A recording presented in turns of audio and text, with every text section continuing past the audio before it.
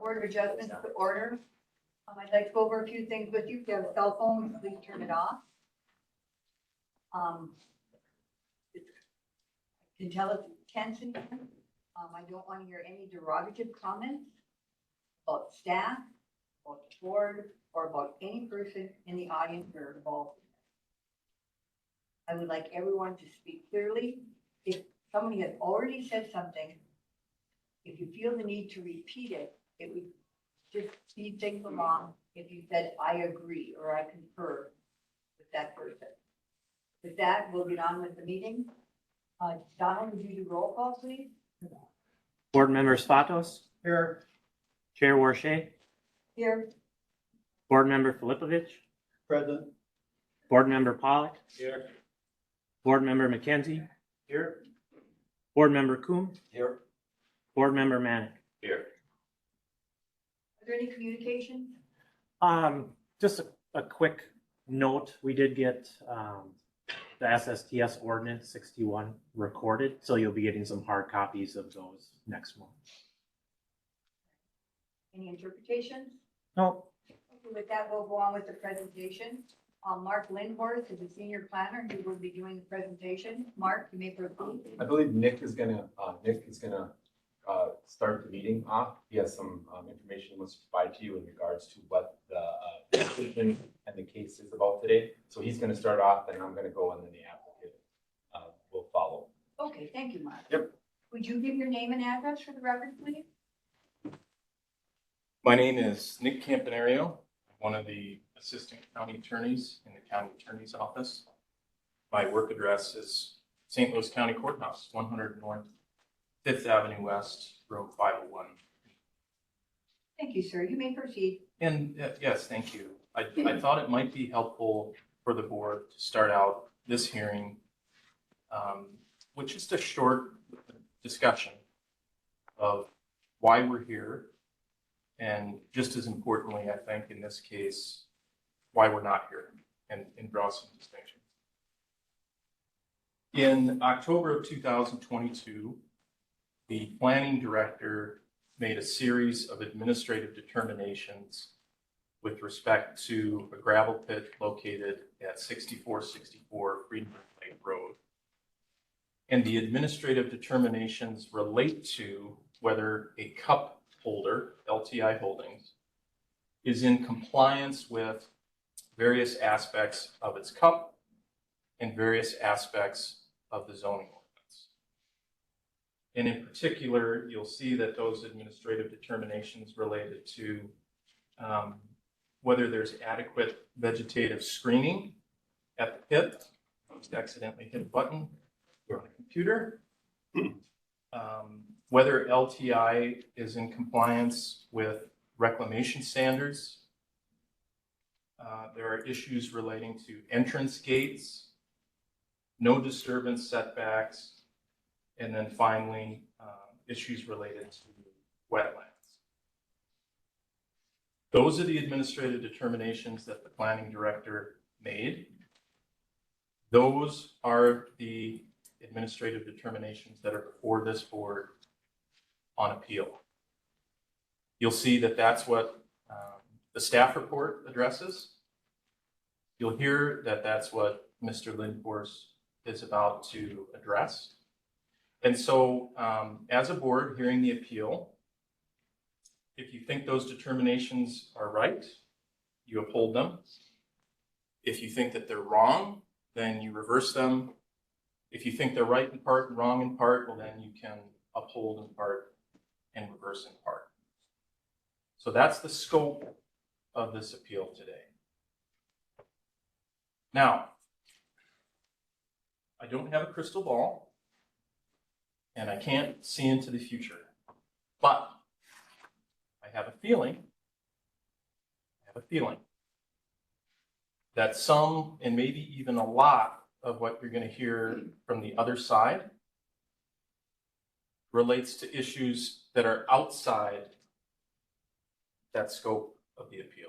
And I want to give you one example, but there may be any number of them that come up today. One of the claims that we've heard a lot over the past few years is that the cup at issue here should not have been issued in the first place, or that it's invalid, or that it's null and void. That's all different ways of saying the same thing. The planning director did not make any administrative determinations on that question. And the reason for that is that that claim that the permit's null and void was brought too late. We, the county, have communicated that to Ms. Bell and many others several times over the years. The State District Court in Duluth communicated that to Ms. Bell and others when it dismissed her claim that the permit is null and void. That was a court case, and that was the ruling in that case. And if you look at the administrative determinations that the planning director issued, you'll see on the first page, there's a footnote at the bottom that specifically calls out, we don't want there to be any doubt on this. I am not deciding that question. And the reason I'm not deciding it is because it's too late. So I call that out as an example because in hearing the presentations today, please keep in mind the scope of the matter that's actually before you. Please be on the lookout for information, claims, issues that are brought up that are not within the scope of the appeal that's before you. And don't be lured into straying outside the appropriate bounds of this appeal. I just wanted to set that stage for you. Are there any questions on the scope of this appeal? All right, thank you. Thank you, sir. Mark?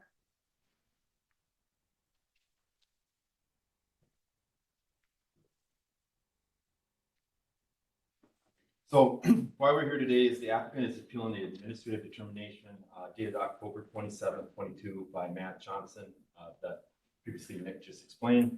St. Louis County Planning and Community Development Director regarding the operation of the permitted borrow pit at 6464 Fredenberg Lake Road, Duluth, Minnesota. So we're only talking about the borrow pit, the administrative determinations at the 6464 Fredenberg Lake Road. So we're not talking about any other pits, it's just this one here. So just a little bit of background, May 14th, 2020, the borrow pit received CUP approval. June 12th, 2020, the CUP permit was issued. August 14th of 2022, former complaint filed against the borrow pit at 6464 Fredenberg Lake Road. October 27th, an administrative determination was sent to Melissa Bell regarding the formal complaint. And December 12th, 2022, there was an appeal of the administrative determination, and that is why you're here today. Just a quick review of this is where the location is, the zoning map of the particular parcel.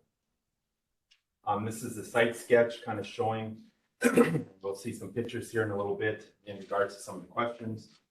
The area that was proposed by the applicant of where the phase and starting of the pit will occur. So we're going to go and everybody has my staff report. Pretty much the facts and findings are following the staff report. So if you want to look at the screen, you can, or you can just look at your staff report. So the facts and findings are going through each question that was the determination was made on. The first one says, is the operation of borrow pit located at 64 Fredenberg Road pursuant to an active borrow pit? The determination by the director was the subject party is subject to an active CUP, namely the CUP approved by the St. Louis County Planning Commission in May of 22 and issued in June of 2020. The ordinance basically states that St. Louis County Ordinance 62, Article 6, Section 5.6b indicates that a general purpose borrow pit extractive use are an allowed use with a conditional use permit. And that was all completed at the May 2020 hearing. Facts: the St. Louis County Planning Commission conducted a public hearing for the proposed extractive use based on the facts and findings and public testimony. The request was approved with conditions on May 14, 2020. The CUP of permit was issued on June 12, 2020. Next question, is there an active conditional use permit? Is the operation of the borrow pit located at 6464 Fredenberg Lake Road subject to and compliant with the conditions of the 2020 St. Louis County conditional use permit? The determination basically says to the conditions in the applicable CUP based on an evaluation of the property during an inspection conducted on August 2022 and all other information in our possession, the permit holder is in compliance with all conditions in the CUP. Ordinance St. Louis County Ordinance 62, Article 6, Section 6.22G states that a CUP shall be reviewed by the director after 5 years for continuance without a public hearing if standards are met. We are still within the 5 years. Facts, based on an evaluation of the property conducted in August 2020, the permit holder is in compliance with the conditions of the CUP. Next question, is there an active conditional use permit? And if the pit activity can be viewed from a neighbor's property, is the operation of a bar pit located at 6464 in compliance?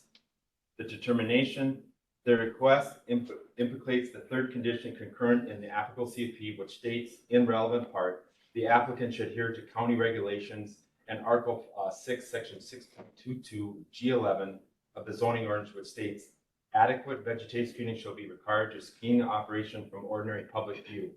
If vegetative screening is not sufficient, the director may require the placement of a fence or berm. Based on evaluation of the subject property during an inspection conducted in August of 2022 and review of images in the relevant portion of the email dated on July 10, 2022, the permit holder is in compliance with the conditions of the CUP. Facts.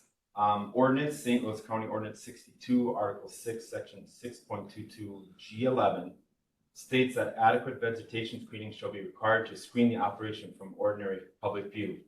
If vegetation is not sufficient, the director may require the placement of a fence or berm. Facts of the matter, the vegetative screening is adequate based on the site information that was completed in August 2022 and review of images provided by the appellant. All no disturbance setbacks are being maintained.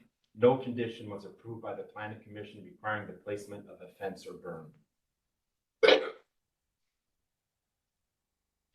D, if there is an active conditional use permit, is the operation of the borrow pit located at 6464 Fredenberg Road in compliance with the permit and St. Louis County Ordinance 62, Article 6, Section 6.2H.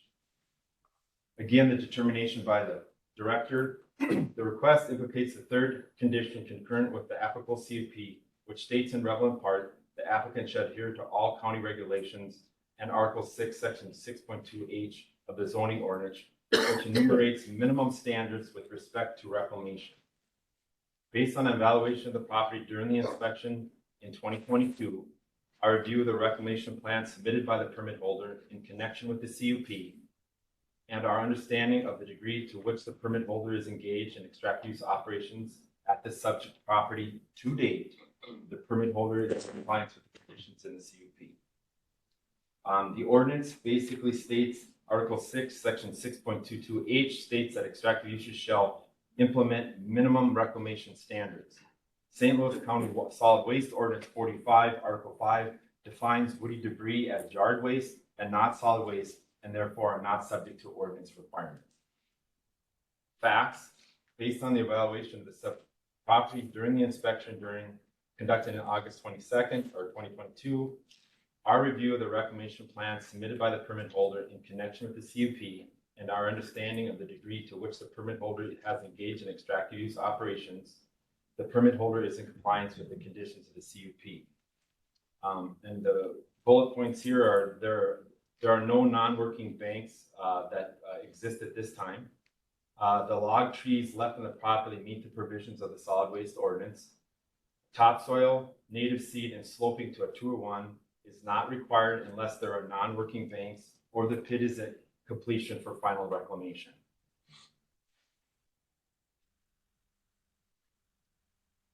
The next question, is there an active conditional use permit? is operation of the borrow pit at 6464 Fredenberg Road in compliance with the permit per Article 6, Section 6.22 G4 entrance gates. The determination, the request implicates the third condition concurrent with the applicable CUP, which states in relevant part, the applicant should adhere to all county regulations. Article 6, Section 6.22 G14 of the zoning ordinance, which states an extractive use shall have a gate for controlling access. The use of cable, chain, or similar barriers is prohibited. This provision applies only to access points used for extractive use operation. It does not apply to other access points. Although the subject property has multiple access points, only one of them, the Hall Road that enters the property from the south, is used for the extractive use operation. Based on evaluation of the subject property during an inspection, the permit holder is in compliance with the conditions of the CUP. The ordinance basically, again, Article 6, Section 6.22 G14 states an extractive use shall have a gate for controlling access. The use of cable, chain, or similar barrier is prohibited.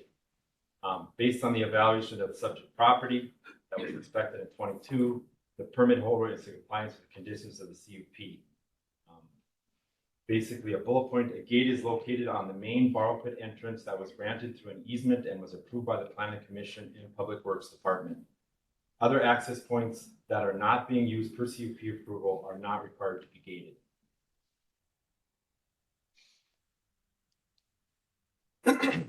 F, if there is an active conditional use permit, is the operation of the borrow pit at 6464 in compliance with the permit per Article 6, Section 6.2 G9, no disturbance setbacks. The determination was made that the request implicates that the third-party condition concurrent to the applicable CUP, which states in relevant part, the applicant should adhere to all county regulations, Article 6, Section 6.22 G9 of the zoning ordinance, which enumerates standards with respect to no disturbance setbacks from property lines, public road right-of-ways, public utilities, municipal boundaries, and wetlands.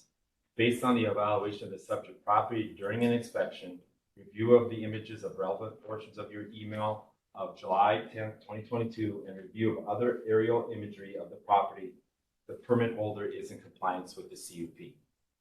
Ordinance basically states Article 6, Section 6.2 G9 states there are no disturbance setbacks, including Hall Road, are required. The facts, based on the evaluation of the subject property during the inspection in August of 2022, review of images and relevant portion to the email of July 10th, 2022, review of other aerial imagery of the property, the permit holder is in compliance with the CUP. Bullet point, no excavation or vegetative removal has taken place within the required property line or adjacent parcels, public right-of-way, or public utilities. Staff determination on excavation and vegetative removal. They are 175 feet from the right-of-way. The excavation is currently about 165 feet from the wetland. Vegetative removal from the wetland edge averages 50 to 100 feet. Permit holder has not engaged in any observable activity within 50 feet of the wetland, and the Hall Road is approximately 230 feet from the wetland boundary. The next slide basically shows that on an aerial photo. 175 feet is the current location of the pit. It's 175 feet from the right-of-way. The pit excavation is 165 feet from the wetland. The Hall Road is 230 feet from the wetland. The green area is the 50 to 100 foot vegetative buffer that's left around the wetland. There was also some information provided to you that the two properties that I listed here that said that they can view the excavation. One is 890 feet from the pit location, and the other one is 1,300 feet from the pit location.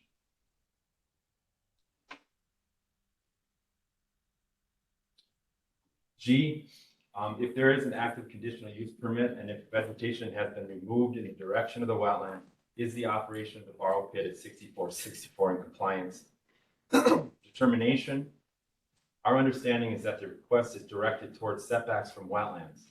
This request implicates the third condition concurrent with the applicable CUP, which states in relevant part that applicants should adhere to all county regulations. Article 6, Section 6.22G9D of the zoning ordinance states a no disturbance setback, including a haul road, shall be 50 feet from the wetland boundary. Based on the evaluation of the subject property during the inspection and review of images relevant to your email of July 10th, 2022, and review of other aerial imagery, the permit holder is in compliance. And again, the ordinance, Article 6, Section 6.22G9 does state that a no disturbance setback of 50 feet from the boundary of a wetland.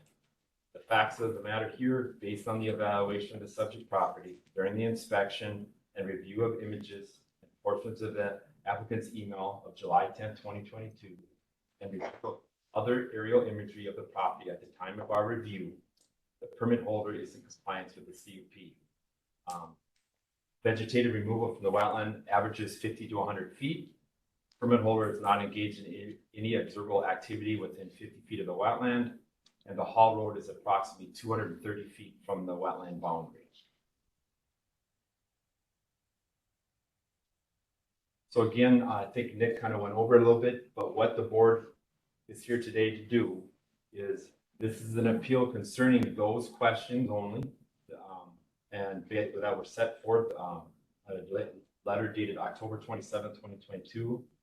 As to each of the administrative determinations, the Board of Adjustment may reverse or affirm wholly or partially, or may modify the administrative determination as provided in Article 8, Section 8.6B4 CI and Article 10, Section 10.6B2 of the zoning ordinance and Minnesota Statute 39.27, subpart 6. To the extent the Board of Adjustment affirms the administrative determination that the permit holder is in compliance will remain in full force and effect. To the extent the Board of Adjustment reverses the administrative determinations, matter will be returned to the director for further action under Article 8, Section 8.11C of the zoning ordinance, which establishes procedure to follow in the event of non-compliance. The Board of Adjustment's decision concerning this appeal are subject to judicial review in state district court as provided in Article 8, Section 8.1E4, 8.6C, and Article 10, Section 10.6C5 of the zoning ordinance and Minnesota Statute 394.27, subpart 9.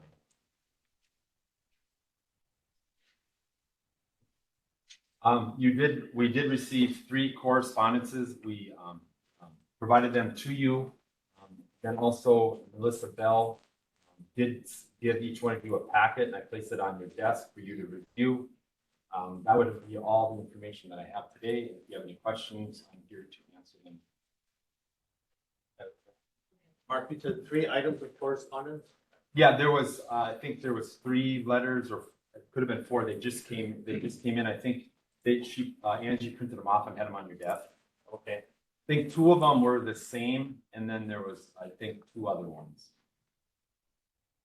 I'll try another question. Could you define ordinary public view for us? That is, well, usually when we have a public hearing, if there were questions like if there was an opening along the public road, and we decided that the planning commission looked at it and said that they believe that there should be a barrier at the time of the planning commission hearing, they could ask for a fence or a berm to be placed as part of that. This review was done and there was no concerns of that. And if you look at the view of what they are providing, is that they're looking across a long wetland that has very short vegetation. And in that case, that's what they're saying, that they can see the pit. But in regards to the planning commission hearing, they're meeting all the conditions of their file pit. Thank you. Do you have any other questions for Mark? Thank you, Mark. Yep. Applicant, it's now your turn to speak. You're gonna have to give me a little bit. I have to. Oh, I'm sorry.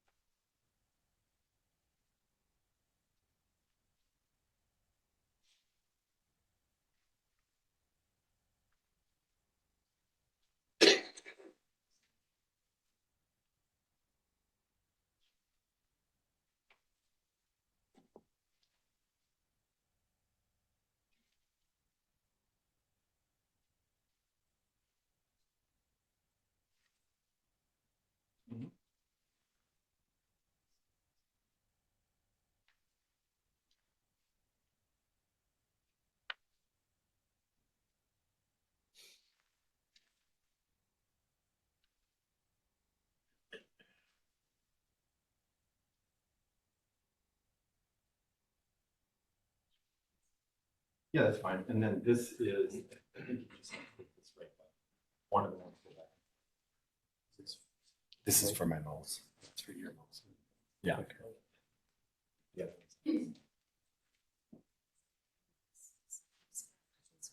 Oh, yeah, we can sit over.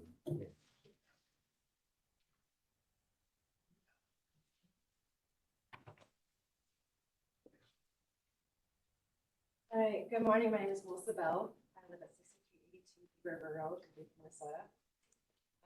I am here today about this appeal. I wasn't aware Nick would be here today to be speaking, and would have had some more information to talk to you about the court case that occurred.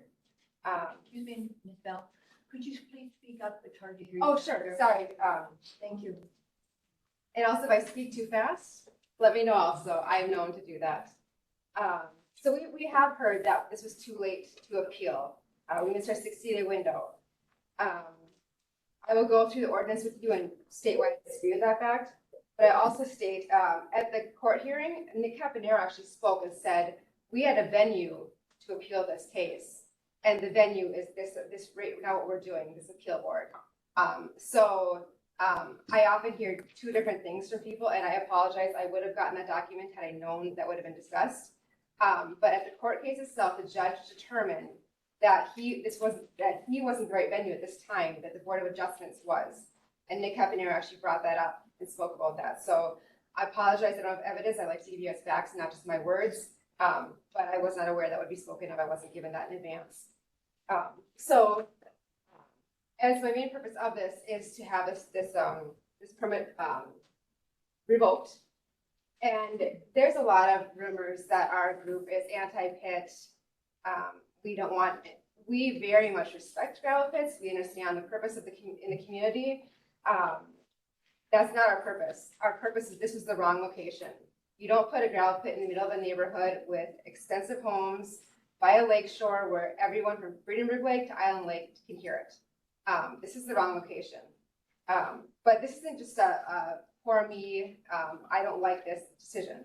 These are about the facts that were given to you in 2020 and more data that I have come up with as I am prior military, I was admin.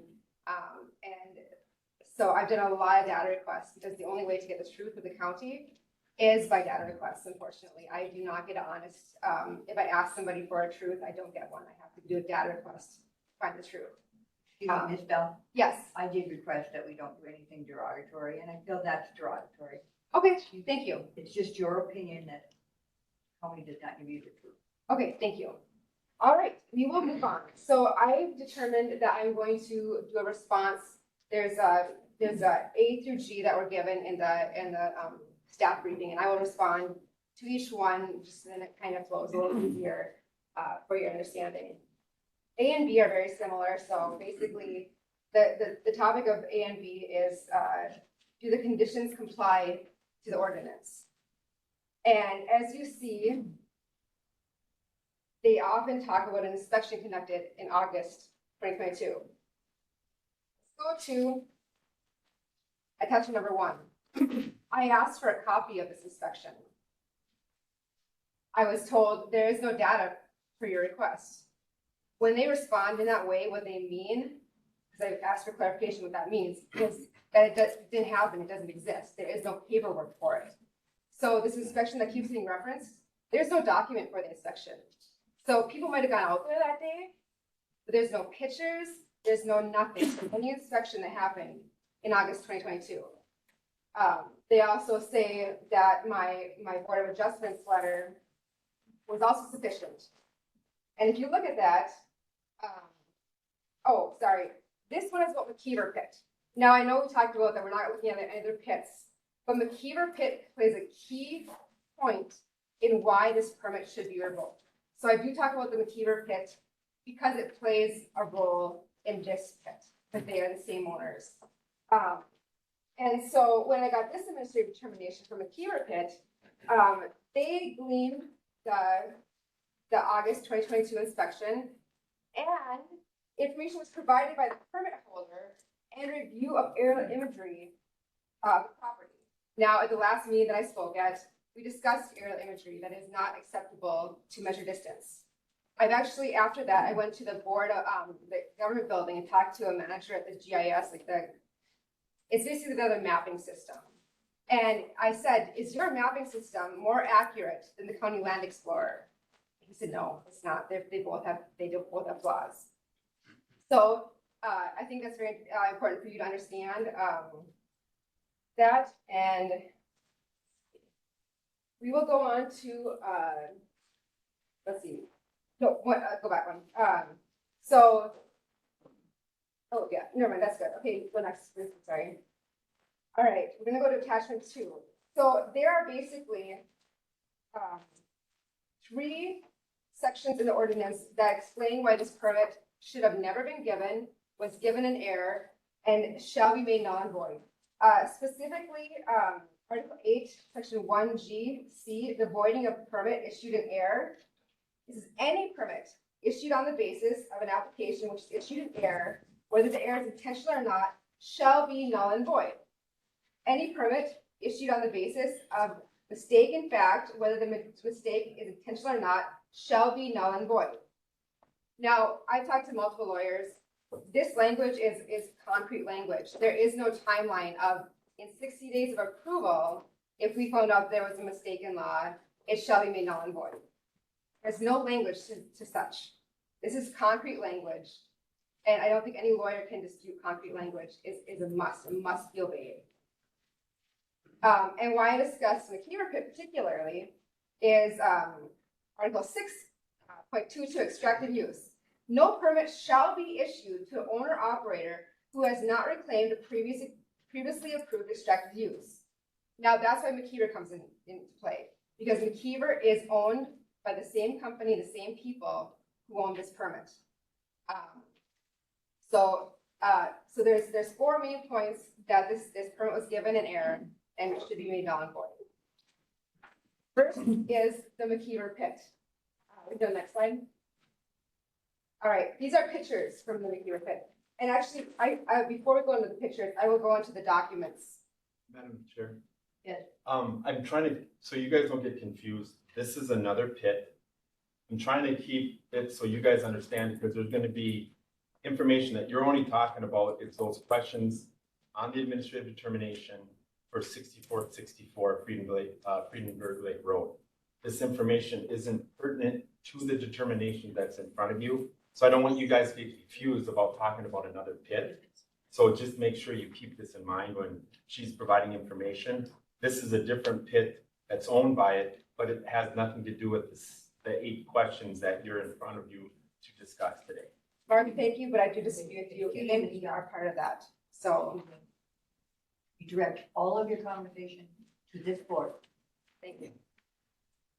Dave? Yeah, your comment that was just made, what we were told at the beginning, first thing that I saw up here was this business about the McKeever. Okay, it's not relevant. However, there was something that was put up there. You can explain to me why it's not relevant. If there were violations per what we saw up there at the McKeever, if there were violations, therefore there wouldn't be allowance for a permit on the one that we're dealing with. But that's not what you're here for today. Wait, I don't understand. So yeah, and there is Maybe a the violation. attorney can tell. What I'm trying to understand, yes, we're looking absolutely at this appeal. And I understand that we're looking at that. But one of the first things that's been brought up here is, how is the McKeever relevant? It's relevant that if there were violations, and we don't know that, we don't have that evidence in front of us. And maybe the court case took care of all that. But if that was in violation, according to that one hard and fast rule, you couldn't give a permit to this next operation. I can address that. Okay. The distinction that I drew at the beginning of this hearing, and by the way, it was the same distinction that I drew in the court case that we faced in Duluth. On one hand, you have a claim that the permit shouldn't have been issued in the first place. Okay? That's the claim that relates to the null and void language in the ordinance that's been cited. There was some mistake in fact, or there was some mistake in law that should have led the planning commission to not issue the permit in the first place, or once these mistakes come to light, it's null and void and it should be wiped out. The original. Exactly. Okay. The cup. Okay. That is the claim that we have said, and the state district court has said, is too late to bring. And that is the claim that the planning director did not address in his administrative determinations because it is too late to make that claim.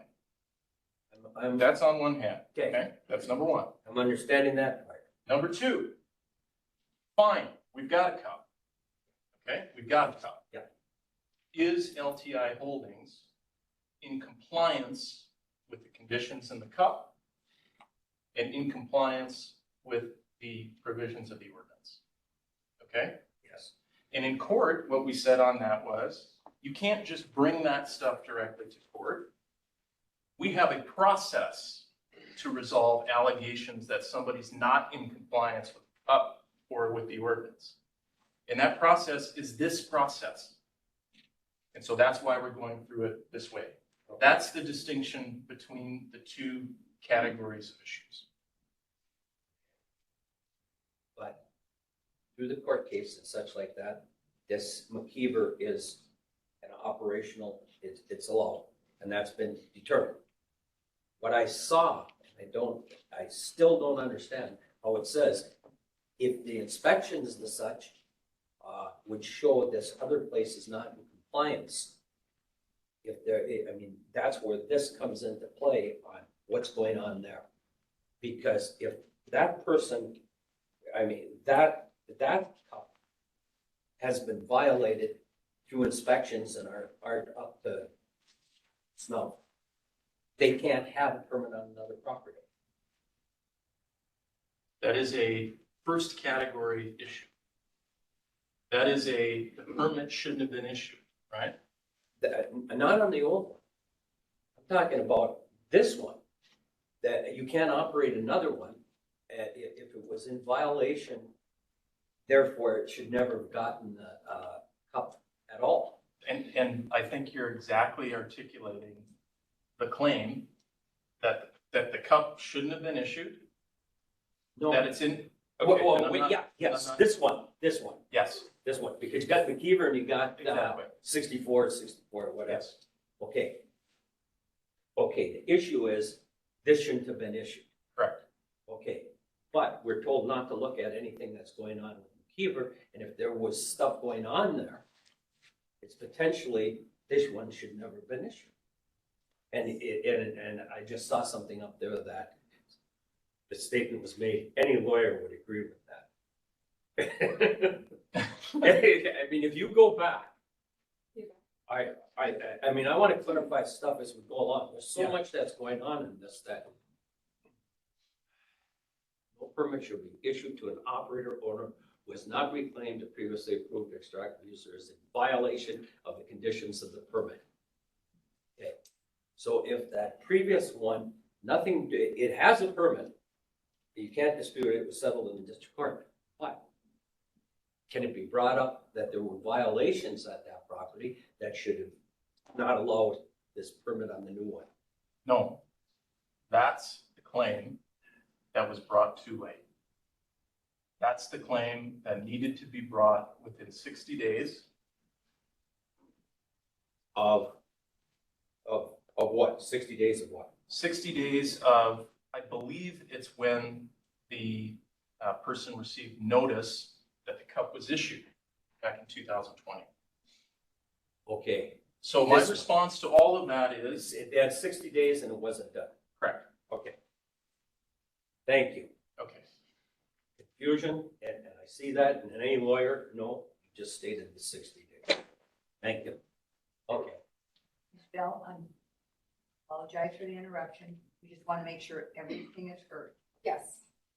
We can proceed. And the 60-day, I understand that concept. However, the data practices took me over a year to get this information. So I would say as a civilian trying to prove or disprove these issues, that these things were not brought to the Planning Commission at time of hearing in May 14th, 2020. I will also say that at the same time, my husband and I were getting a pole barn put up. And Jennifer Bourbonnais wrote to me and said, you expanded your property, one of your homes has a change to it. And I was very confused, and we drove back and forth, and it was, our lean-to had collapsed next to our garage. And so we rebuilt the lean-to, got some concrete put in, very nice. Apparently you need a permit for a lean-to.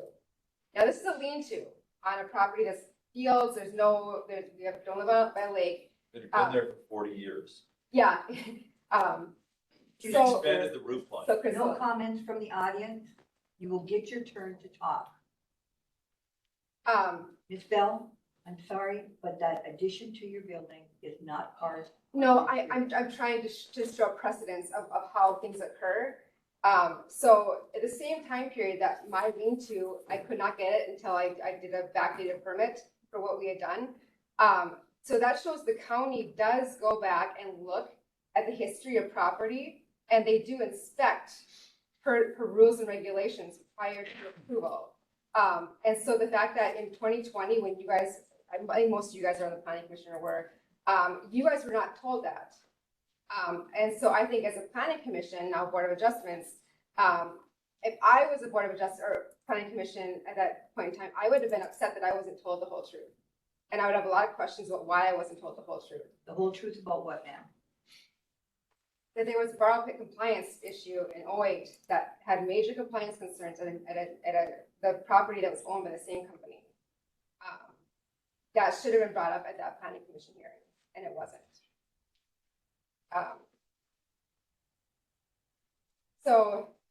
Also in the August 2022 inspection that they occurred, so there was no documentation, but they did write letters.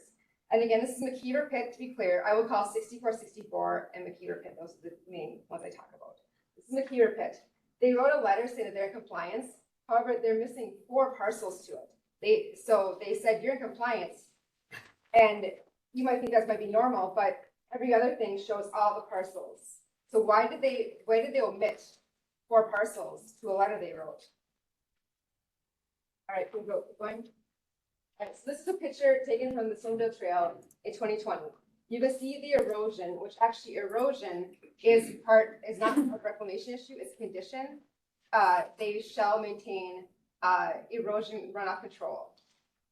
So you can see clearly that there is erosion, and this is actually literally right off the Snowmobile Trail. Next. Again, this is off the Snowmobile Trail. You can see how they are digging into the Snowmobile Trail and more erosion. Next. This was taken just a few days ago. If you actually go back to this picture where the trucks are, that's the north side of the property. The second page of the plant's section says, current pit wall in the parcel is 164 feet from the older property on the north line. The height of the wall will likely result in the sloping to the property line. And again, the main issue at the very end is the ability to reclaim the pit. It's a major compliance concern. In 2008, they are still digging on the north side of the property. Now, also, this plays into character of an operator who we were told would take good care of our neighboring property and be a good neighbor as a gravel pit owner. This is what we're seeing to be a good neighbor to how they operate other pits. Next. Just more pictures from a few days ago. And I know just last month we had an approval for their main pit to have an asphalt, asphalt there. Some of these pictures really, I don't know what's there, but it would make me wonder if there's not asphalt at this property also. Next.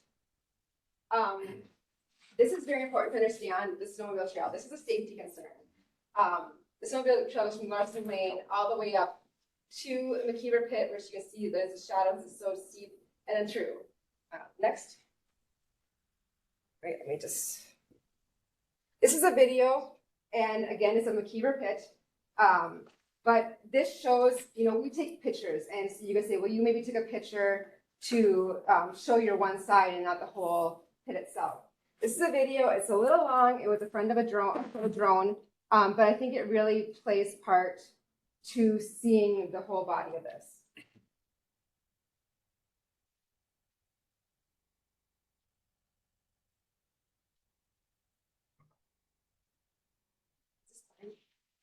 I might need a little help. Let me get a little help on this to get the YouTube link. It's like it's I did. It's playing. I just can't get it on this slide. here. Um, Is this even Oh. irrelevant to the case? I feel it is. I also like to address the board that I paid almost $1,300 for this case. I paid a lot of money to be here today. So I do want to be heard in full. The appeal, as we've mentioned several times now, is with respect to the administrative determinations on 6464. And I guess it would be up to the proponent of this information to explain how a drone video of the McKeever Pit might have an impact on whether the administrative determinations on a different pit are right or wrong. So I would leave that to Ms. Bell to explain the relevance, and then you can decide whether you think it makes sense or not. Thank you, Nick. Dave, did you have a comment? This goes back to the 60 days that you had to be able to do what we're Is there seeing right volume now. for that, or is Yes, it just that's what? right. If there were issues at that time, it should have been brought up within 60 days of 64. Okay. You made mention of the fact, or you stated something about you could not make that 60 days due to what succinctly? Data request. So when I discovered that there were errors in another property, that this was part of the ordinance, I didn't even know what ordinance 62 was when this all came about. So I started reading the regulations and discovering that the McKeever Pit was in severe erosion. So then I had to pull a data request, and I didn't know what to ask for. So when you pull a data request, you have to go for keywords, and it takes a while to get the keywords to be right to get what you need. You can't just say, hey, can you give me information on inspections. I didn't know those existed. So it took a while to actually get the documents from the county because I had to email them and they had to review them, find a cost of how much it would cost for me to pay for these. And then they would take their crew and then get the data, and then their staff would have to do verify there was no concerns of what was that? Basically, there's public data. So it's quite a process to get public data. It's not a very, very easy thing. So this was not given to us. I had to pay for this. And so that is why it took so long. Because honestly, this should have been given to all of us at the May 14th hearing when this was approved in the first place. However, Yes. when we did approve, we had 60 days Yes. to come back. And you're saying that due to being able to get the data that you needed, you could not make the 60 days.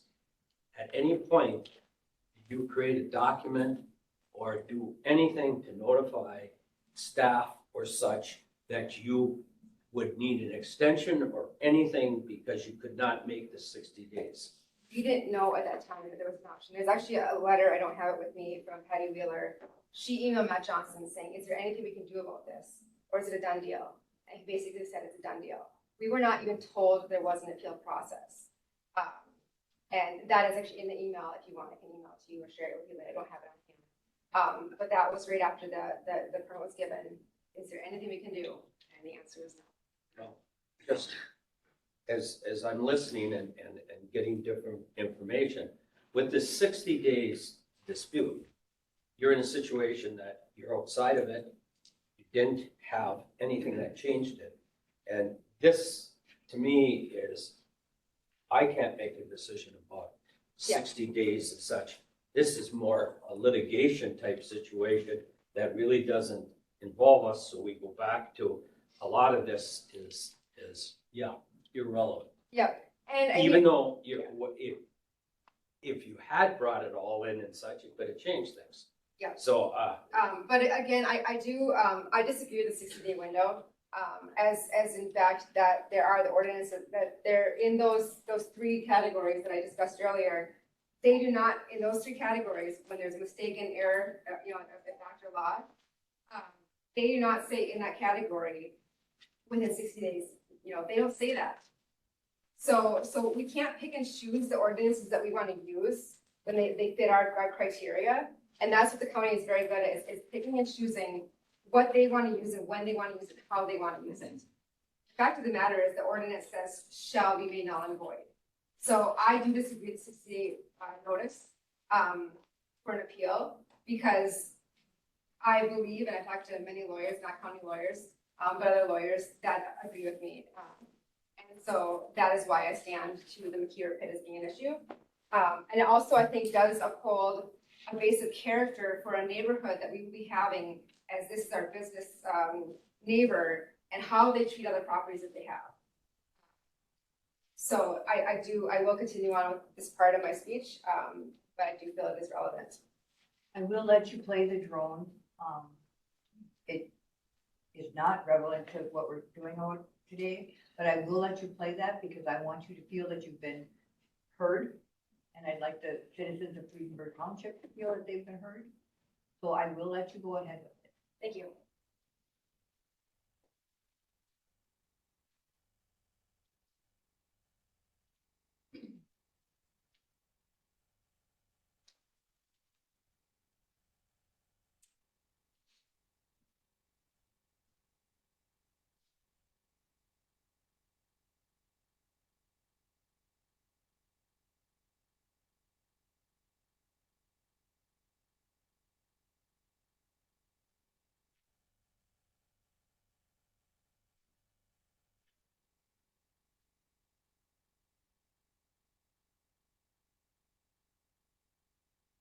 You see right there, erosion, when you're onto a road they drive on.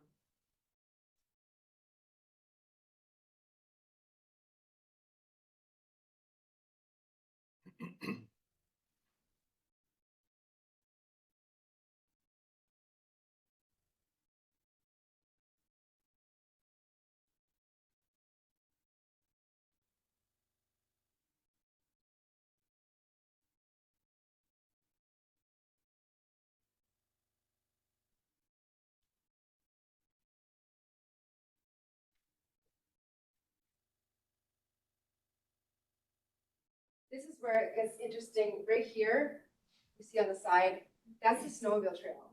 Public access to people to walk, snowmobile. You can see how they have dug into it. It is actually a huge safety concern on multiple levels. And somehow the county going into this pit and inspecting it, as they said they've done, haven't felt that this is a safety concern. So, and again, you will see no reclamation has occurred, as I was told, in my letters that I've received.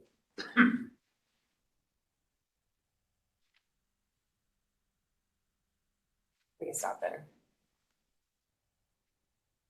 How do I get back on to, yeah, I'm not gonna mess it up.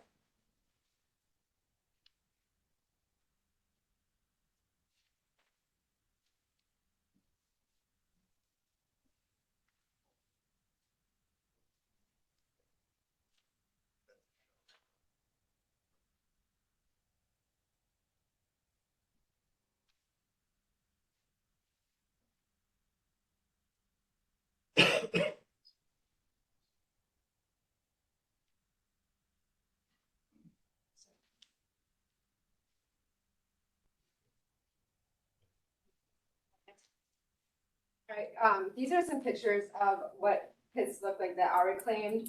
The top one is, the Olson, like Clearwater pit, it actually, they just an expansion. But the history of this is they weren't allowed to get a new pit until they reclaimed the previous. And it looks, that's actually, one of the owner's houses, but it's beautiful. The bottom is our fire department, back there was a gravel pit that's been reclaimed. And the back is our famous sliding hill that kids love to use throughout the year. Next. All right, ownership of property. The Kineskis did not own the property at the time of the application or at the time the permit was granted. And I have attachment number 3 to look at. It's got all the data in there showing that. And legally, if you look at the, if you look, you have to say, I agree that I am the owner or authorized agent of the owner of the above property. They were neither at the time. So again, an error in application. The next is septic system. The septic system, again, should have been presented at the time of the appeal. In 2016, Mark Thomas, the owner, was the owner of this property, applied for a land use permit and was denied this permit because of his septic tank. Excuse me, Ms. Bell, Yes. I did, email yesterday, as soon as I got the letter, from Patty Wheeler. And I emailed staff and asked them if they could provide us with anything about Mark Tom. And there is no record of that. Oh, I have Paperwork. I have the paperwork. It's attached. If you look, it's actually the third page. Right here. Third page of attachment number 4.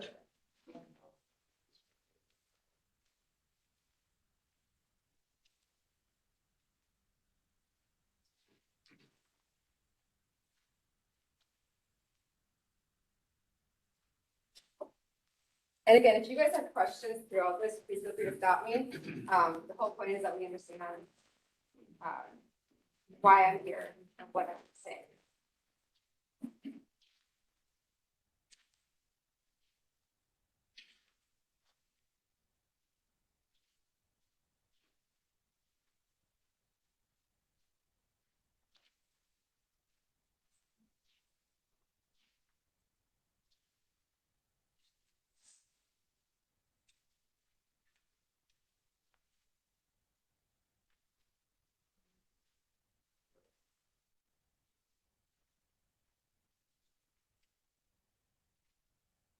It's the one with all the.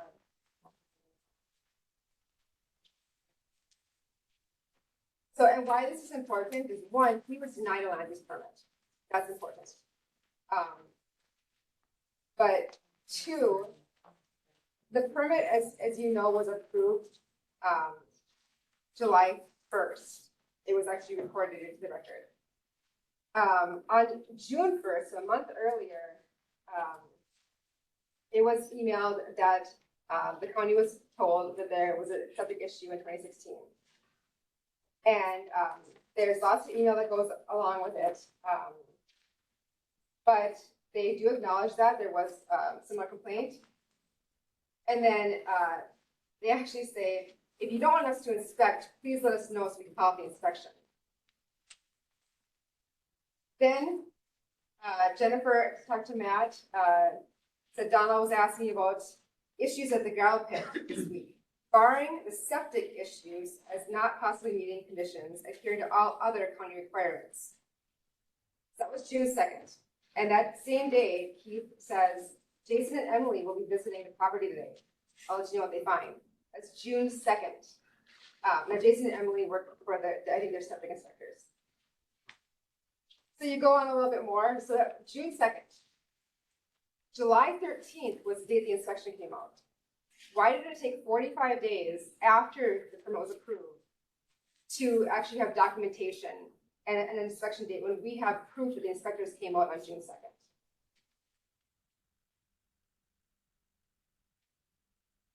Any questions on this? Maybe you guys had to look over the documents.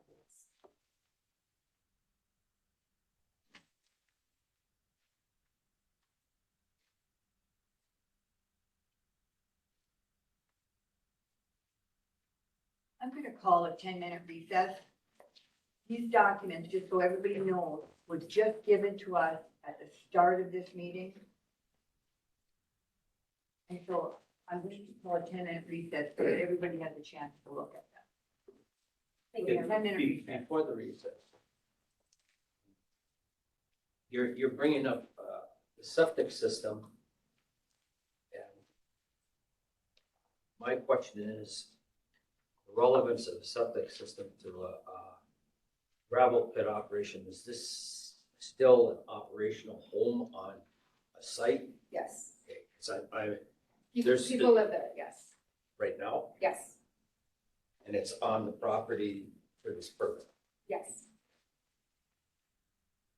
All right, the 10-minute recess will start now.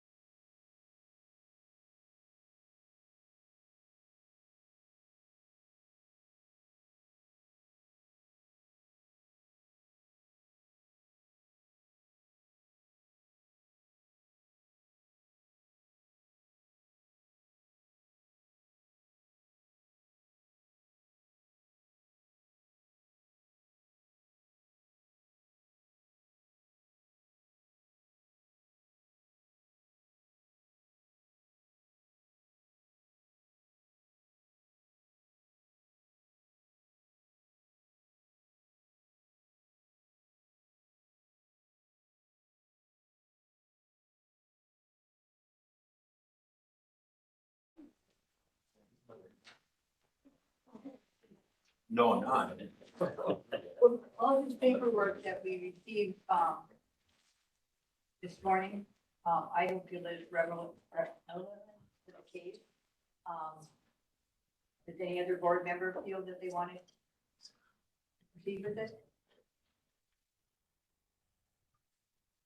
We have been actually flooded with paperwork. All right, Ms. Bell, you want to continue? Thank you. So the septic system is relevant because it shows that the applicant did not, where is it? In the application that they gave,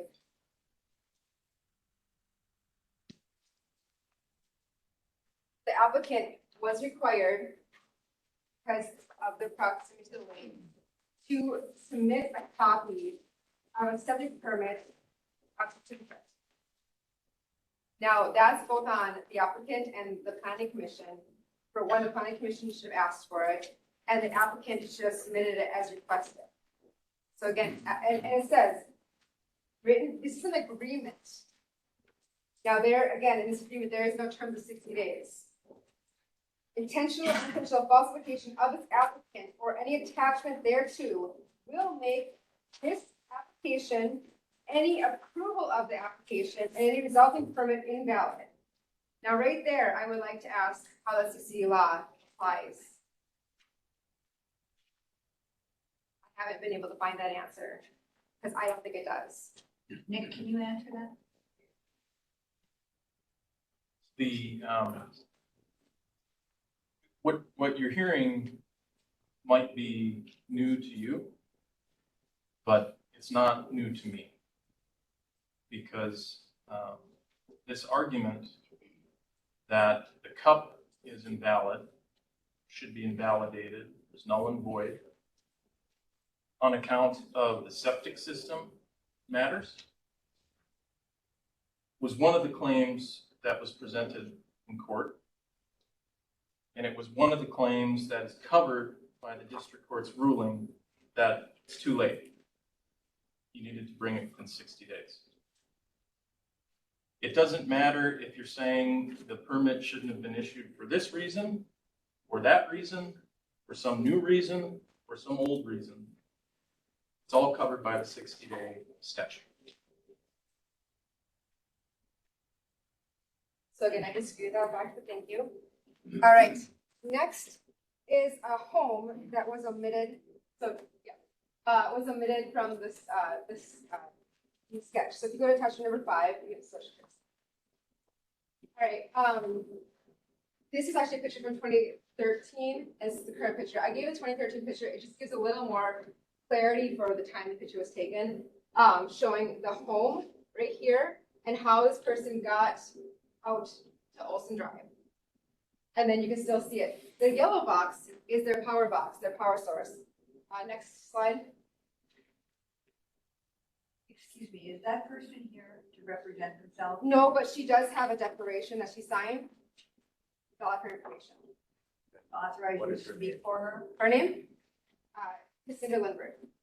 So this is attachment 5. And so this is a court ordered her signature and everything. So it's legally binding. Madam Chair, if I may, help me out. That's the same letter, that's how I describe it. She's the granddaughter of the people who signed the lease for the access road. Yes. So she's living on her grandmother's property, and grandma signed the lease to LPI. Without disclosing the residential property. But grandma did sign the lease. Yeah, it's Yeah, that's what I'm saying. I want to make sure Yes. because you gave us a lot of literature. There is a lot of literature. I'm very fact-based. I'm sorry. I don't like to speak without facts. So yes, it is the grandparents' property. However, in the letter, it was not cited that there's a residence there. And that's the issue. Also, in the sketch, they omit, there's a home right here. That should be there. If people are living there, that should be there. Next. So this is Olson Drive. So as you know, I took a walk down to her house. Ever since she came to my house one day and said, hey, I just help. So we're friends. So you walk down the driveway next. Then to the left, keep going. And then you see her place. And right, so you can cross your driveway. Right here, you can see is the easement road. So that electrical box, I don't know actually how for safety standards that actually is allowed. And I don't know how anyone didn't notice that when they approved the easement. So not only does a family live there with 2 children now the ages of probably 6 and 3, with no gate, no safety, no nothing. So their friends, their family, any delivery people are all going to be crossing this with no safety that has been considered. To me, that was definitely a mistake in the application. It was omitted, and I will not say intentionally or unintentionally, but either way, intentionally or unintentional falsification makes this permit null and void. And The court case that happened, I wish I would have had this document to show you guys some of the things that the judge actually said. Because again, I disagree with the Caponero, and there were things in there that had I known he would be coming, which I was not told, I would have given you more evidence about the court case, because there was verbiage in there that discussed that he didn't have the jurisdiction to make, basically said he just didn't have the jurisdiction to make a decision. So he didn't say he denied us, he denied our motion. He didn't, like, so, again, the verbiage that we're hearing, and I do apologize, because I feel I should have been told everything that was being presented, and I wasn't. I feel that was, anyways, and the judge did not say that he denies this. He said this is the right jurisdiction for this case. That's a big difference in what I'm hearing and what I read on paper from his report. Again, I would totally be giving this to you if I could find it. I am assuming files I cannot find that paper. But that to me that's unfair on my part to be coming here unprepared. But either way, there is a residence, and if that's not a safety concern upon the planning commission approving this, I don't know what is. A 6-year-old and a 3-year-old running your own plane, going to the bus stop, walking to the bus. That is a huge, huge concern of mine. Next. All right, we're going to go through some other facts that I think were pertinent in 2020. Now, again, you can agree or disagree with me if these are pertinent or not. I just want them presented. So I thank you for your time. All right, first, they talk about plans and official controls. Lakeshore development areas is part, attachment number 6, is part of the future land use. So it's how we should be using our properties. And people took a lot of time. There was a committee our township had one too, and people take a lot of time and energy to write these, very specifically in how they think the future of San Luis County should be made. So I think they should be taken very seriously. Now, it needs to conform to the land use or comprehensive land use plan. So, that so the use conforms to, not is it a guideline or is it kind of close? Does it conform to? Now, when you look at it, we are only told in our meeting that this is the last part of the sentence. It's like, as well as commercial and mixed use. Okay, when you actually look at the whole thing, it talks about, it actually gives specific characteristics, it's characterized by single family residence, a grocery store, a fuel service, roadside restaurant, small scale, very small scale things. And at the very end, it talks about small businesses that are essential to the ability to live and work in rural areas. Now, I know gravel pits are important and needed, but are they essential for us to function in our neighborhood and live? Absolutely not. So when we present information, I feel it is important to present the whole body and not just part, because whenever you take part of something, it can skew the truth. Oh, and before I get into these criteria, if you actually look at the criteria, the applicant bears the burden of demonstrating the right for this permit. But as we found, our group, it was not the applicant that bared the burden to demonstrate this permit fit the conditions. It was on us to prove it didn't conform. And that's another reason why the 60-day rule should not apply. We would have never assumed coming to these meetings that it would be a very, in our opinion, one-sided. Everything was to fit the approval of the pit. It didn't really have anything that would say against, including, minimizing the language that was used in this. All right, next. Neighborhood compatibility. There's 5 points, and all these 5 points, I can't find one that says, yes, we want a gravel pit in our neighborhood. I was gonna bring it this morning and I forgot. I have a binder of 220 letters that were written during this time to the San Luis County, to our township, ARDC, Winter Township Study, and I compilated them all, and I just took the names individually, and basically they were for or against. And out of the 220, there were 18 people who wrote in support of this gravel pit, and 202 wrote against it. Many, many, many were neighbors. Right, orderly development. So this is a picture, you'll see in a second. But they talk about 2 borrow pits within a half a mile of the proposed pit, 600 feet being the closest. If you look at the declaration that was given earlier, that is not an active use pit. Like that is not, I don't even know the last time they've dug in that site. It is not an active pit at all. And the pit that they're talking about that's within the half mile, that's dirt works. And that actually, if you look at attachment 8, in 1988, there was a huge lawsuit regarding this pit because it didn't fit the neighborhood back in 1988. And to this day, the neighbors who live closest to it call quite often because their garden is covered in dust. The trucks are jaybreaking, just hours of operation are not being upheld. So to this day, that was a long time ago when this permit was approved. And it's still a point of contention in the neighborhood because it affects their daily lives. We were told that there was 11 privately authorized borrow pits within a mile and a half. Okay, that's slightly true, but the truth of the matter is, if you look at the map,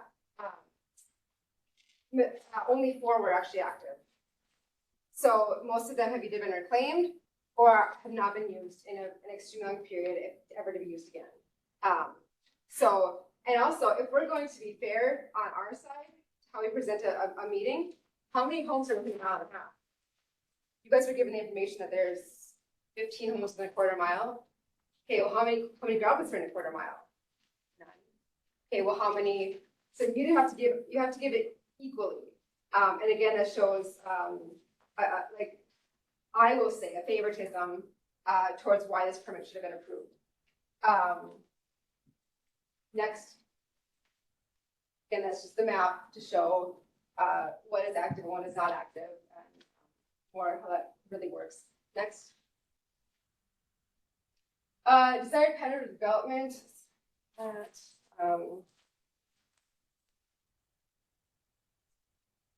Nothing really, just to basically say again, like that, those 2 borrow pits that they talk about, one is not active and one is a high point of contention in the neighborhood.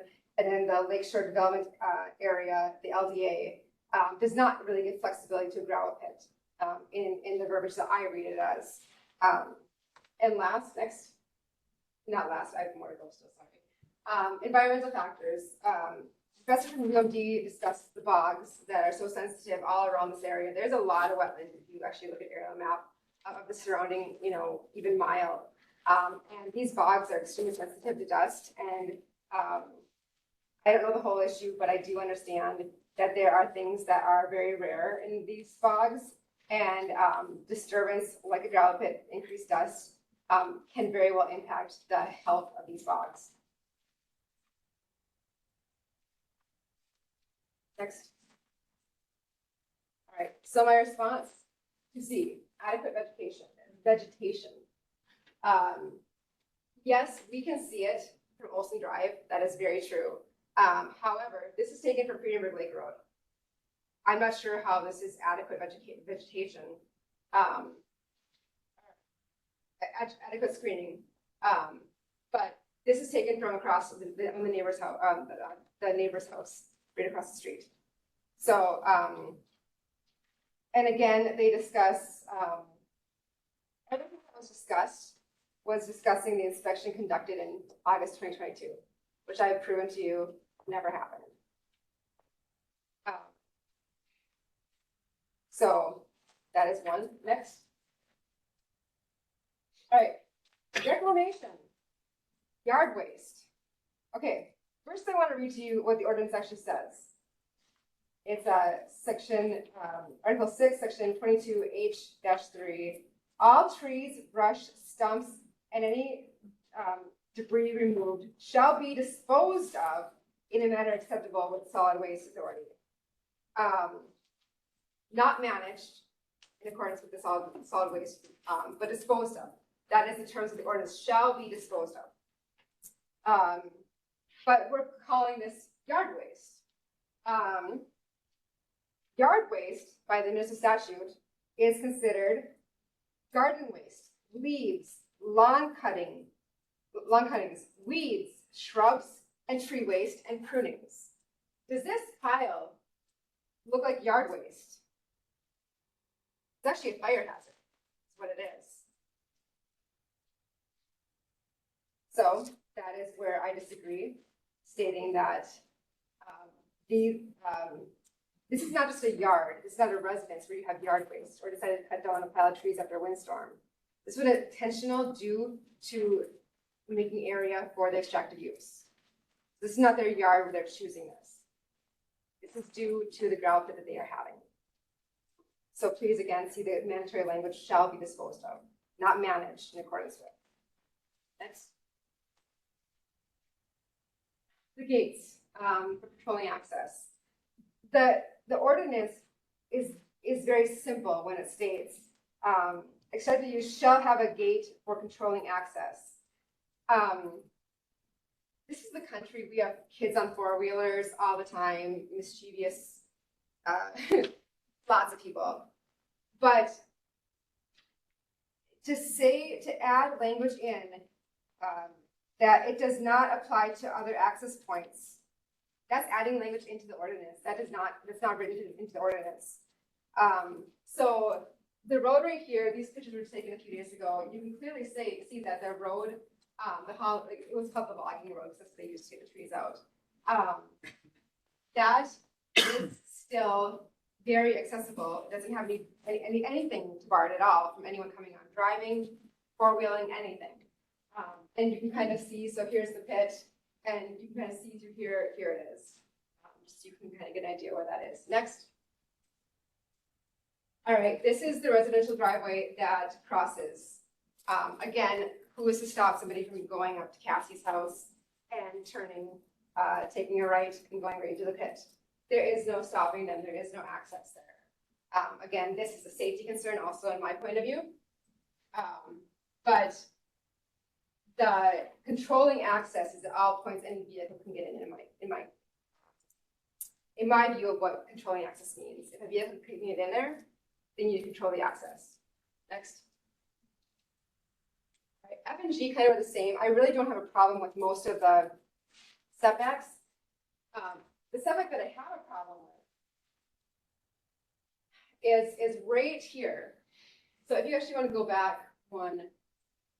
So this here is a huge stream of wetlands. I mean, huge. And right here is what I'm talking about, Snuggle. I just think it's helpful to understand how big this wetland is that they're going close to. You can actually see, this just take the top ones were just taken a few days ago. It's a few trees that separate from the wetland. And elevation is also a key. They're all problems. And when I wrote my complaint, again, they cited an inspection in August 2022 and aerial imagery. I was told that was not sufficient. So who's going down there to measure the wetland, where that ends, the wetland ends, and where like they started excavation or cutting down the trees? I think it's important if I ask a question, or if anyone asks a question of concern, especially when it comes to wetland, that they are respected enough to have someone go take a tape measure and measure. Actually, this is when we are looking at 50 feet possibly, but in my opinion, it could be less. And when you're looking at such a large wetland, that's important. I mean, we saw in the Kiefer pit how there's erosion issues. Who's going to manage the erosion if this continues? That is all I have. But I think, so again, I do not believe that the 60-day rule applies to this because of the language in there. The court case was not actually, it was dismissed. So being a rule on versus a dismissal are two different things. It was not actually heard. The judge did not grant the fact that we lost. He did not say we lost. He dismissed the case. He refused to hear it. Those are different things. And I do ask you to take the time. You don't have to make a decision. I think if I look at the ordinance, it was 35 days Board of Adjustments has to make a decision. I gave you a lot of paperwork today. I'm asking that if you have questions, I'm very easy to talk to. I hope I am at least. And I like clarification. So if there's questions, instead of saying I wasn't sure, go ask Nick, but come ask me too, because I think I have a different point of view. that is, I think it's worth hearing. Because this means a lot to my neighbors and to me. So any questions at this time? Yes. Go ahead, Tom. The trees that you showed us pictures of, the log trees, the Okay. full length log. Who logged those off and who do the trees belong to and whose land are they on? That is on 6464. So I don't know the company they used to log, but that would be the Kineskis who own the property with LTI Holdings. But who owns the trees? Mr. Kineski is here.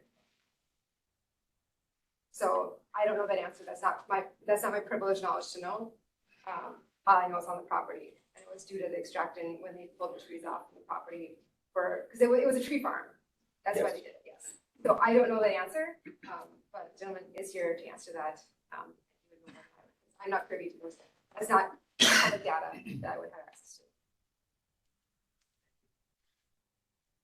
Anybody else have any questions? Go ahead, Dave. Really, this is, you made mention of the fact about the court decided that this was dismissed. And I couldn't get the gist of what did the court decide? What is the ramification of what they said?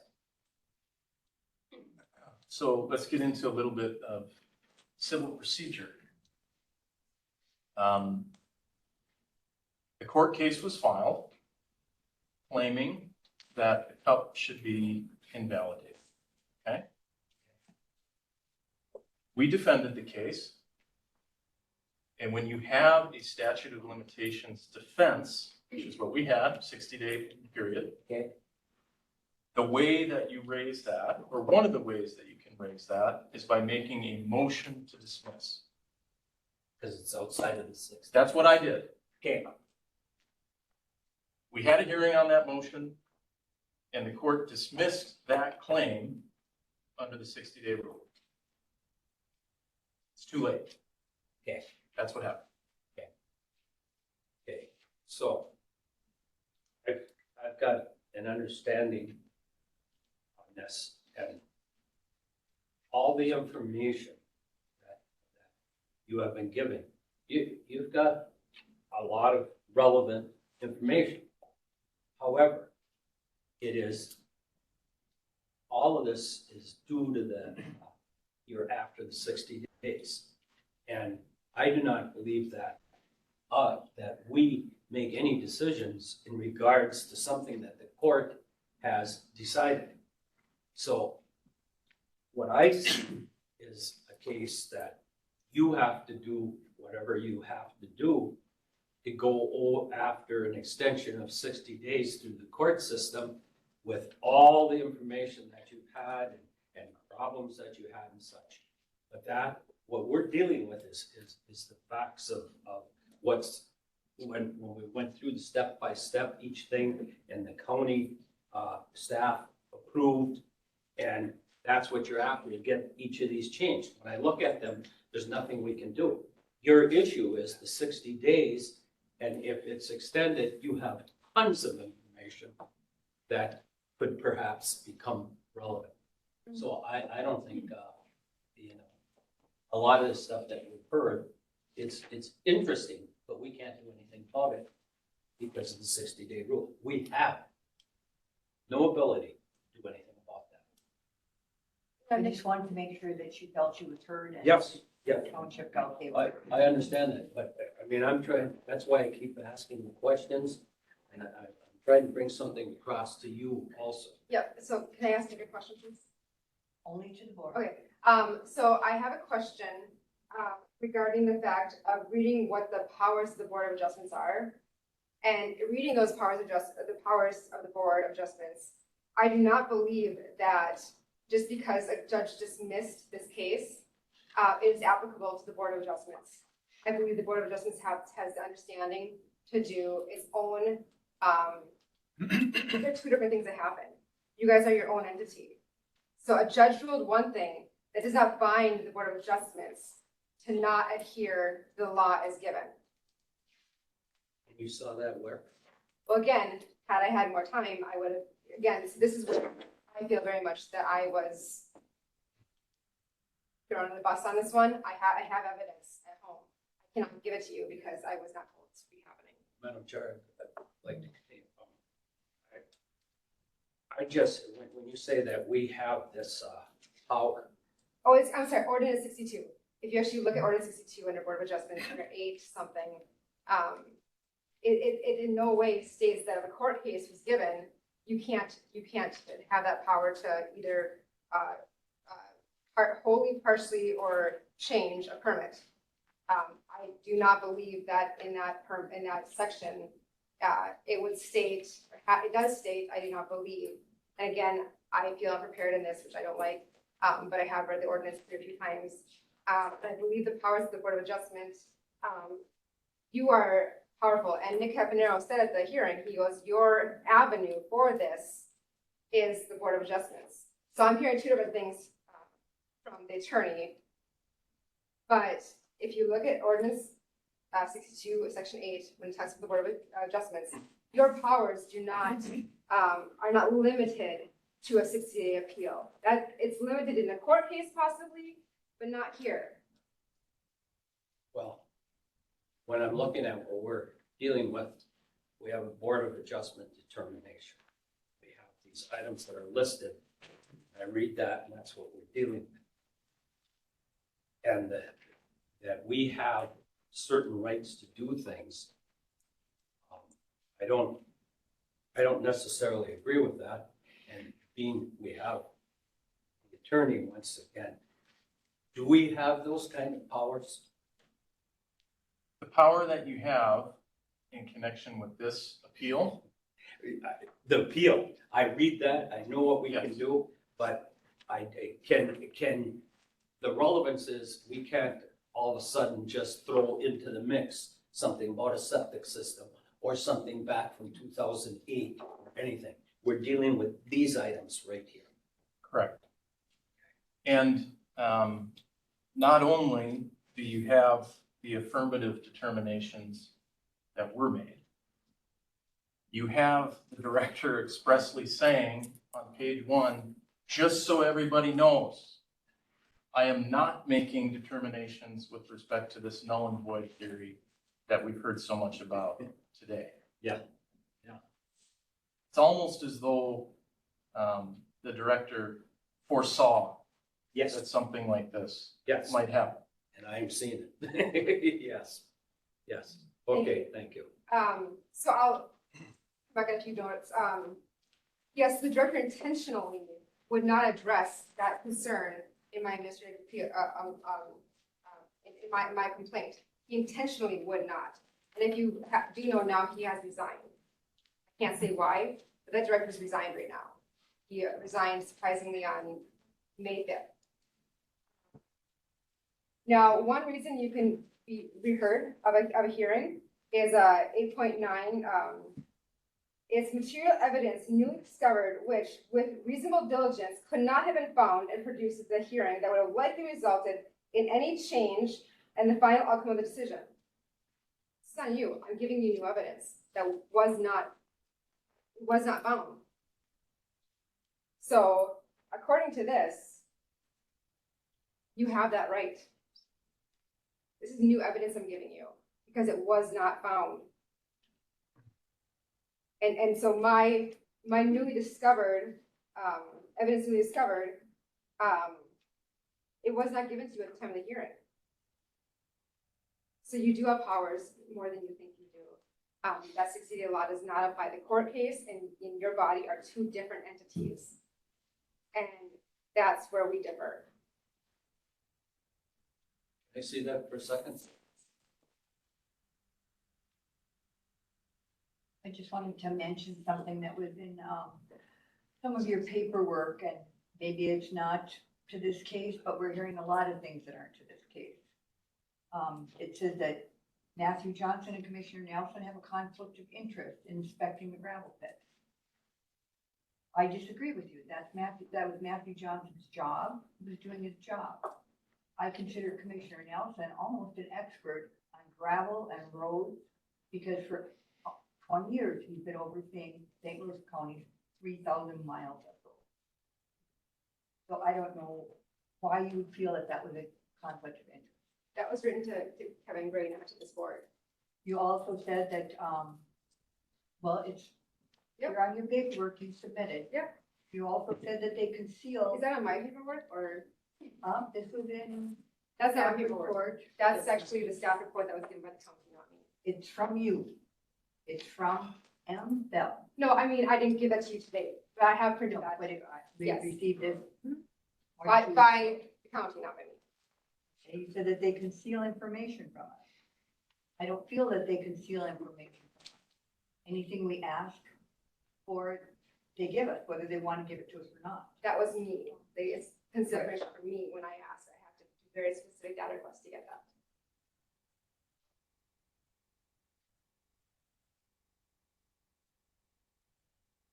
Well, I still don't believe that they conceal information. I believe that they do give you what you ask for. And those are my opinions, that's fine. And you have given us a lot of paperwork that has been provided by the county. And again, it's probably not relevant to the case, but I wanted to say it. This piece of paper that you gave to me, what it says on here is this is Planning Commission and Board of Adjustment rehearing. And listed, this is the responsibility of the director. And it says material evidence newly discovered with reasonable diligence, blah, blah, blah. Okay, that's from the director would Yes. do that. Yes, so Yeah. the fact that the director is saying in this administrative determination that he will not hear this part of the case is out of his boundary to be saying that, because I'm providing new evidence. So he's refusing to hear the parts of the case with new evidence that would do that. So, And that goes back to the 60-day in order to bring all this forward, would have to be brought into court to get an extension of the 60 days. That, I keep getting into the relevance of that. yeah, But this here is the director's responsibility. yes, which is. There's another page to this of the Board of Adjustments Yeah, responsibility. and again, I was not prepared in what Yeah, some of the stuff that was. that's different than that. So trying to explain this a little more, I don't understand what Nick Cavanero said at the hearing when he said your venue is this Board of Adjustments. If he, for this case, that we're trying to have this permit null and void, he told the judge, their venue is this appeal. So how is our venue this appeal process? And now he's saying, well, no, not for that part though. You can't say one to a judge and then one to you guys. It's either all or nothing. You can't say bits and pieces. So to the judge, he said, you know, and to us at the meeting, he said, the venue for this case is the Board of Adjustments. That's what we heard. That's what we're doing. But now we're hearing, well, except for that. You can't have both bodies. You really can't. It's either one or the other. And we were told by Nick Cavanero that our appeal, that the process for this is this Board of Adjustments that we're here for you right now for. Thank you. Is there any other question for Ms. Bell? Madam Chair, I have a question for Ms. Bell. Okay. Melissa, let's go through the one by one if we could. The administrative determinations made by Director Johnson, starting with section A. All right, hold on 1 second.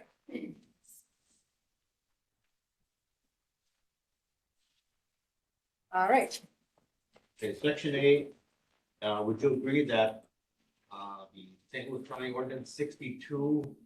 oh, I'm sorry, I don't have a copy of that. I have a different one. Can I have a copy of that? Sorry, thank you.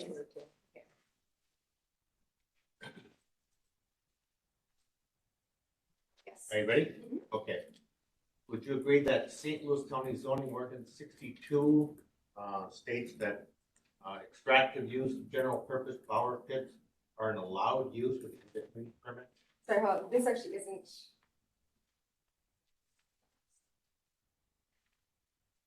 Where, Inside of the first page. I think with the facts. So you're talking about the facts? Right there. Okay, okay. I think about his letter himself. Okay, so you were saying about the facts again.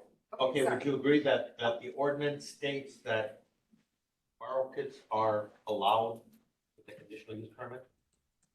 They are, my comment back to that is that, they have to follow the 5 conditions in order to receive that. So it's not just a simple yes or no. The burden of proof has to be on the owner or the permit applicant to prove those 5 points conform. Okay, before then the would you permit's agree given. that the ordinance contains that language? It does, but it Yes, also okay, contains very like good. that. How about we move on to, section B? The inspection, the 5-year inspection? That doesn't apply at this point in time. I'm not sure. I'm sorry, what? That doesn't apply at this point in time. Well, as part of the administrative determination that you have, the reason we're here today, you agree with, Director Johnson's, statement that, the pit was inspected, not 2020? No, I do not agree with that.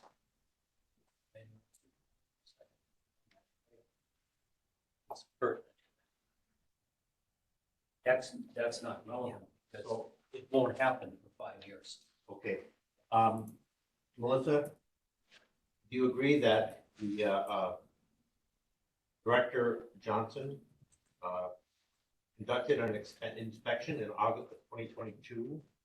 No, I do not agree to that at all. I have seen no documents or pictures of that. Okay.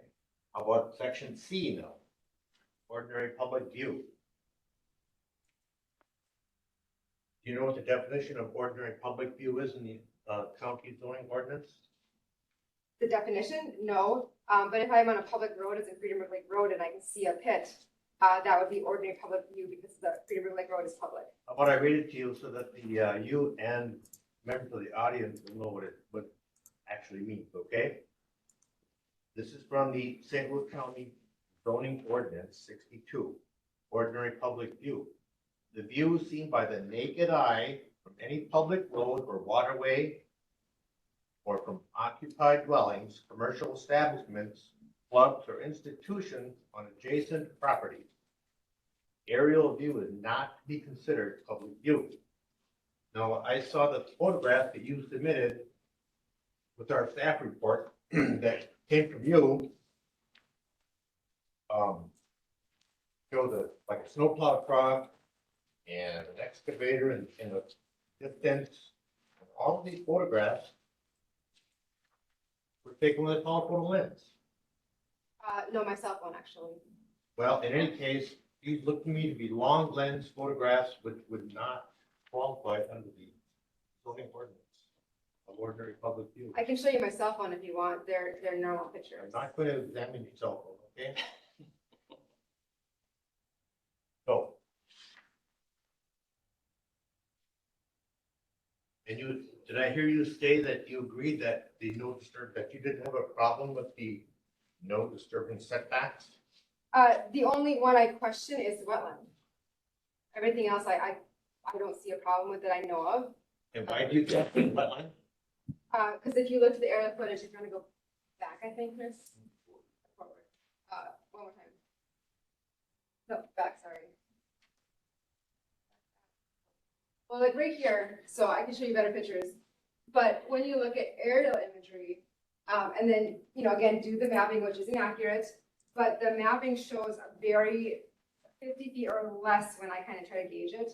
So that's why I want someone to go in and actually measure what it is, because I don't understand exactly.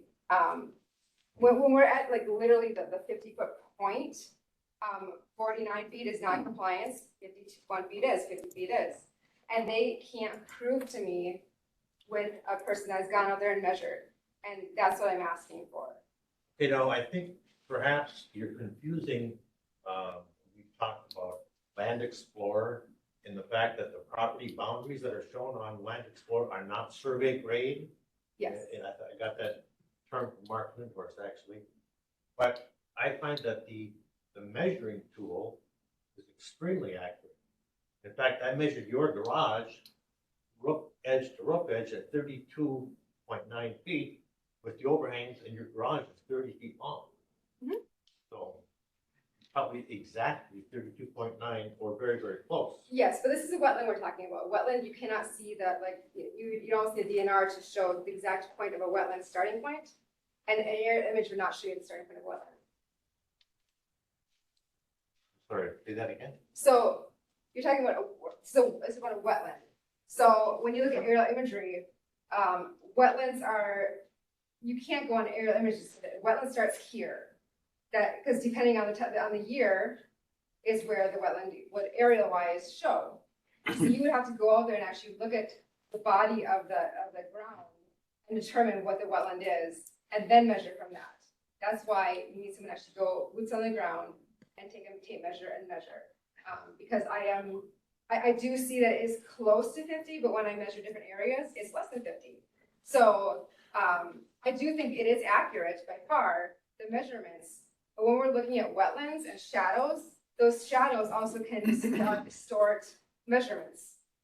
Because depending on when the pictures were taken, like I had for the Lindbergh house, you know, in 2013, it showed, it was very clear because it was all dead pretty much. And the last one was very bushy. So it'd be very hard to show the exact measurements of where the last tree was cut for the excavation. That's my. Okay, let's move on to section D, about the log trees left on the property. Yes. And you've been told that solid waste ordinance number 45 does not require that those trees be removed. And then you further state that they are a fire hazard, but maybe you could explain why you think they're a fire hazard. Well, we are in high fire danger at this point in time, and they've been sitting there since 2020, I believe, and it could be 2021, but I was pretty sure it was the same year they got the permit, they cut down the trees. So these are trees that are drying right now. And I don't know if you guys remember on Highway 3 was the Dodge dealership had some trees next to their vehicles, and it was very hot one day, and they found vehicles. So our fire hazard is very high. So do I know like this is like a high concern? No, but in my opinion, I do feel that this is a concern for people that we have piles of brush that aren't taken care of year after year. Every year they become more of a hazard to us. And also the ordinance says shall be disposed of, not shall be managed by. So the shall be disposed of means that they have to get rid of them somehow in accordance with the waste management, not managed. Would you agree that they'd be a fire hazard only if someone set them on fire? No, I don't know enough. I'm not a firefighter or anything else. And I think none of my neighbors would wish that. But there have been concerns brought up about that, just with the reality of how hot things are going to get and how dry things have been already this year and last year. So Okay, section E, talk about access points. yes, And then you made the mention of four-wheelers, and yeah, we all know about four-wheelers and gravel pits, and every gravel pit and has different access for off-road vehicles, whatever. But the ordinance does not require a gate at every single access. the ordinance is unclear. But when you're controlling access, if a vehicle, a logging truck even, or a gravel pit truck can get into these other access points by driving, that is not just a four-wheeler anymore. So controlling access is also for safety.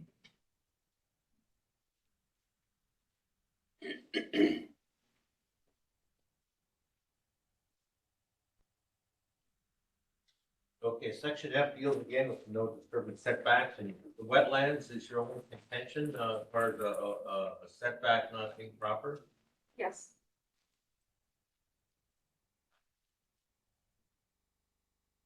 And the last would be section G.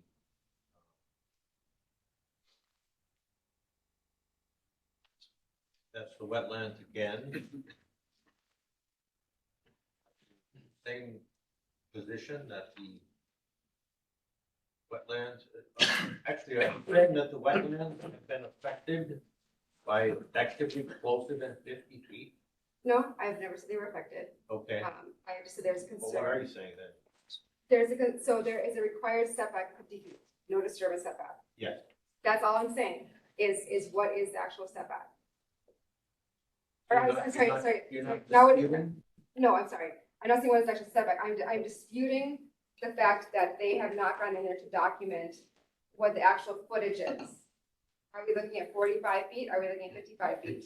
And, you know, depending on where you measure, depending on the shadows, that's what I'm asking for. So I'm disputing the fact that I wasn't given a proper answer. I was given an aerial imagery measurement, which I do not feel is appropriate. Okay, so you don't know that the vegetation was removed, at less than 50 feet. You're just suspicious, would that be fair to say? My aerial imagery when I did it was like 46, 47 feet. So I asked in part of the formal complaint, and upon inspection, this should have been done, was to actually verify what that is. So I'm asking for verification because we do have a lot of wetlands. There's a lot of critters that live in our wetlands. And so I'm not making an accusation, I'm asking for the condition to be looked into.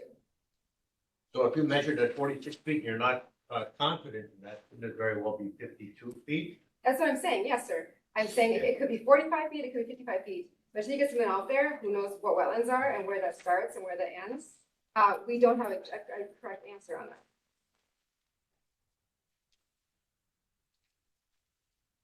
Oh, okay, Madam.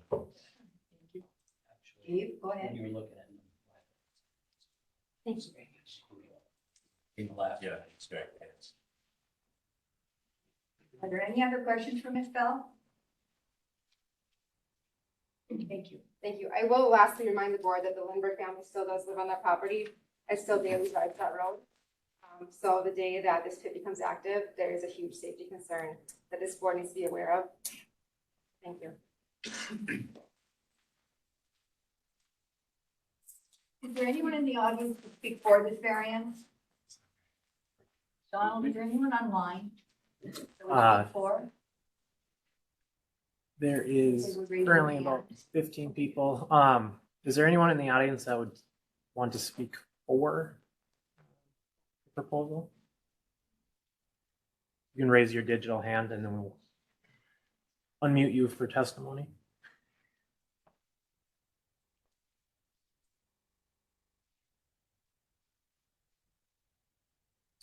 I'm not seeing any hands at this time. Thank you, Donald. Is there anyone in the audience that would like to speak against this? Okay, I'm gonna go with whoever signed up. Clayton Sitch, would you stand, state your name and address for the record? And we're limiting it, oh, Mark is gone. Oh, no, he's right there. Mark, were you gonna set the timer? I don't have my phone on me, but we could set one. Sorry about that, I don't. No, I'm just gonna put Donald, up. would you keep track for me? Yeah, we can keep track. How much time would you like? 2 minutes is what we usually give. Oh, yeah. Yeah, it's At the last meeting, we gave 2. Well, there's probably more people. Nevertheless, we'll get this done in a hurry. My name is Clayton Sitch. I live at 4955 Vista Bay Drive. And I am a town board member. Active. Mr. Sitch, are you speaking for the town board? or I are you am speaking not, I personally? said my name is Clayton Sitch and I have been a town board member for 10 years. And I do not represent the town board. I do not represent you folks. I do not represent anybody in the audience. I only represent myself. All right. Thank you. The interesting thing is that you all have been shielded from information. I feel maybe my county commissioner helped in that. I helped, and I think that planning and zoning helped. So you did not have all of this information that has been brought to you today. And that's unfortunate because you made a decision without information. And going into the future, you will hear from us some more, which is important. And it will be behavior-based. Generations of a company that has violated in our township forever, where others have not. So we will draw that comparison. And by the way, there was no telephoto lens involved. I do not own one. It's important. And if you wish, I could show it to you on my phone, but it's important. I do not own a telephoto lens. I haven't owned a telephoto lens since I was in Vietnam, which I bought a fancy neck-on camera, which everybody bought at that time. So If you would have had this information, how much different would your decision have been that you were shielded from? Thank you. Thank you, Mr. Fitch. The next person is Bonnie Anderson. Are you in the audience? I am. I simply concur with that. I am not speaking anything else. You just agree with Mr. Fitch? Yes. Okay, thank you, Bonnie. Bruce Anderson?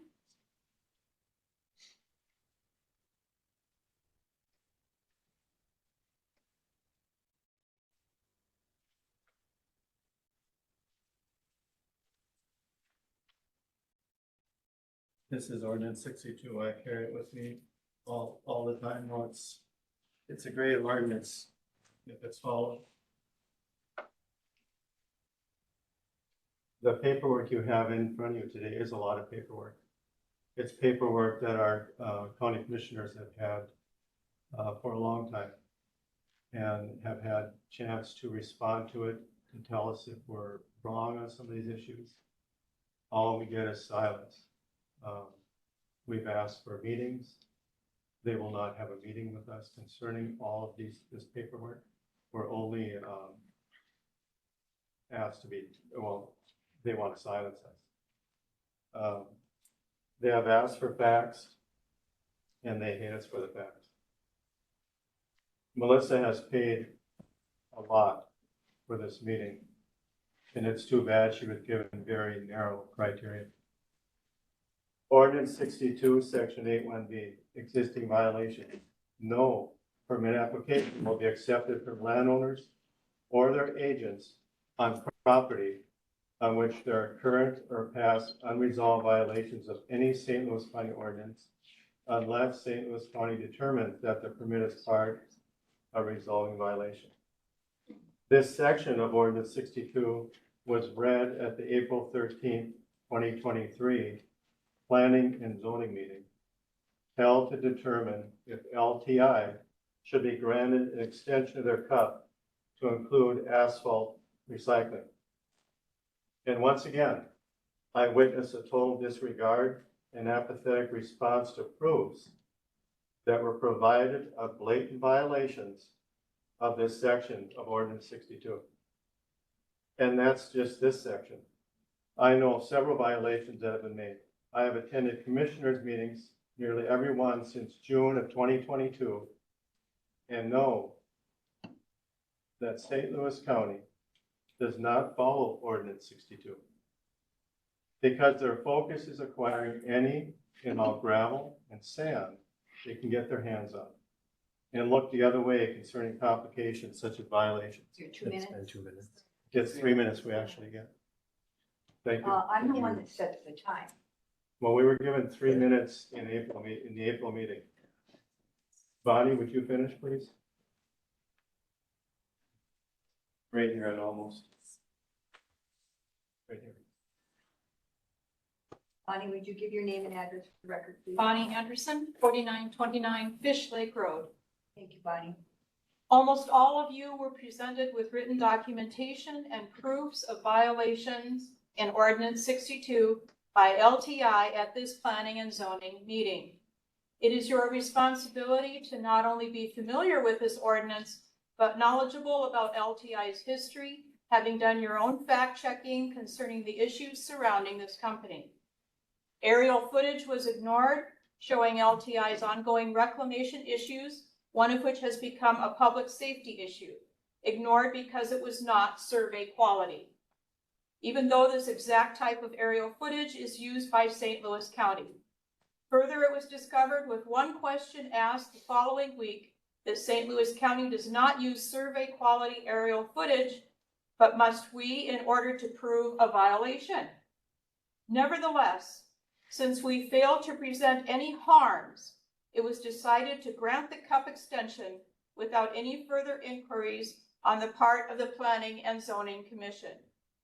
LTI has been forced recently, because of pressure we have exerted on St. Louis County Commissioners, to resolve some past violations concerning their operation.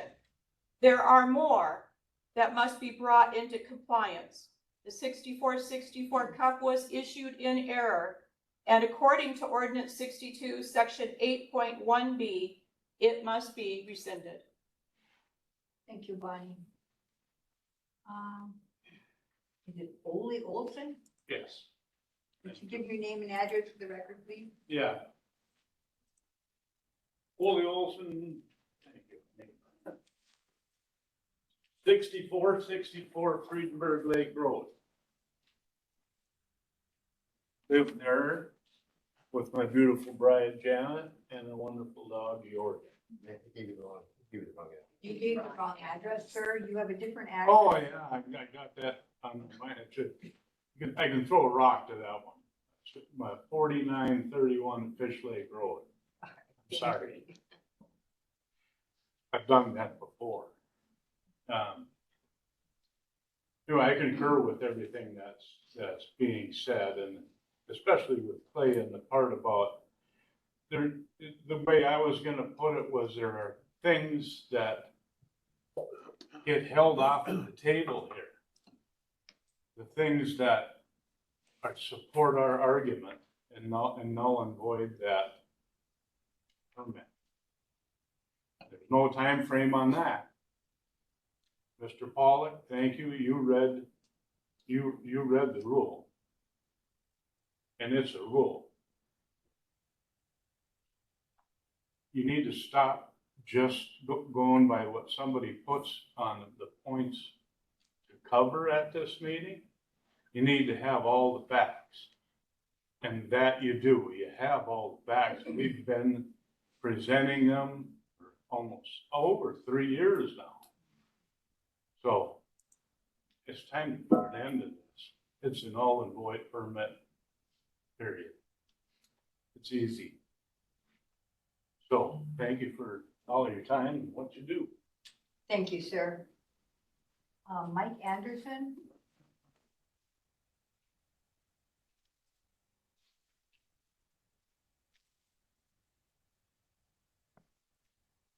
Name and address, please. Mike Anderson, 6456 Olson Drive. I'm guessing most of the time, permits that are looking to be discussed for granting a cup, there's not a lot of dissension. I'm guessing there's times where you run into a lot of dissension. And I think sometimes the confusion comes in, being confused on whether a township is for something or whether a neighborhood is for something. Because this is in a neighborhood that is not for it. Our township is not anti-pit.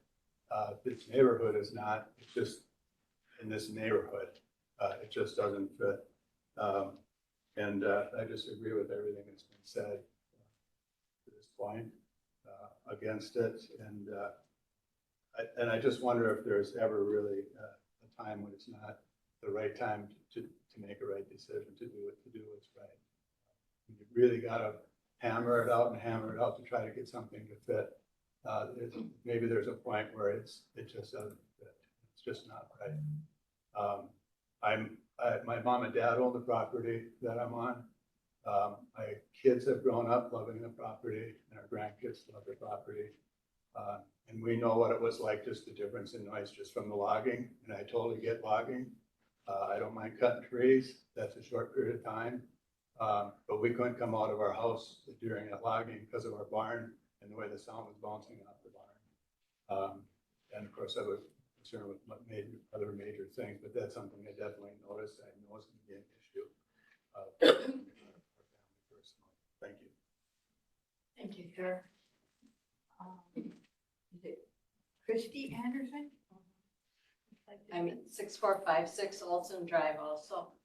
I concur with the points that have already been made, and I want to express appreciation for the detailed factual information that Melissa Bell has presented.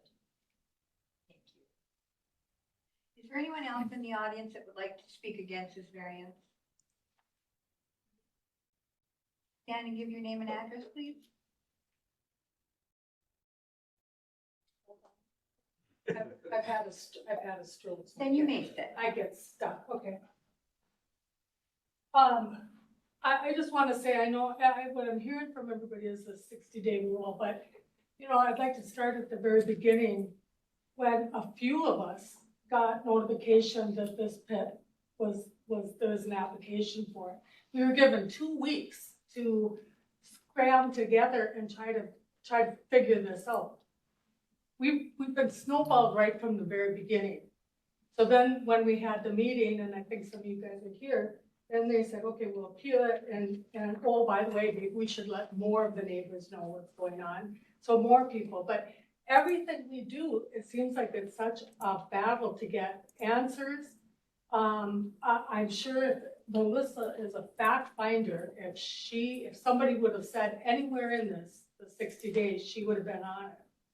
So I just want to say that you have been given a lot of facts, and you can do what you want with this, and we would appreciate that you would.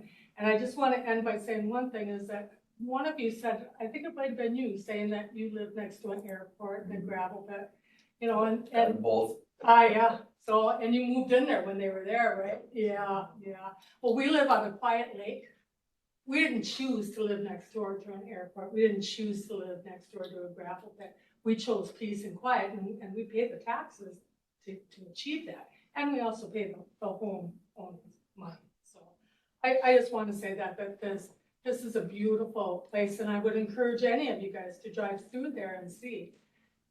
Also, the UMD, the professor from UMD, he comes with his class every year, twice a year, to educate and talk about these bogs and how rare they are.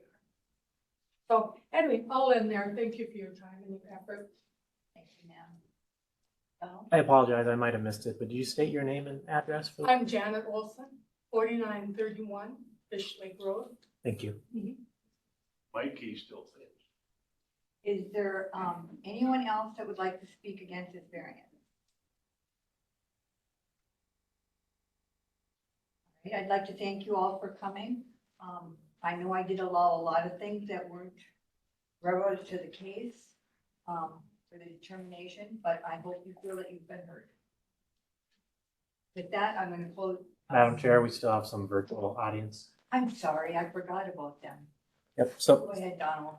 So anyone in the virtual audience that's opposed to this case may raise their virtual hand, and I'll call on you and unmute you so you can provide testimony. And we'll start with Frank Koshier. We're going to send a request to unmute. If you have testimony, you can provide.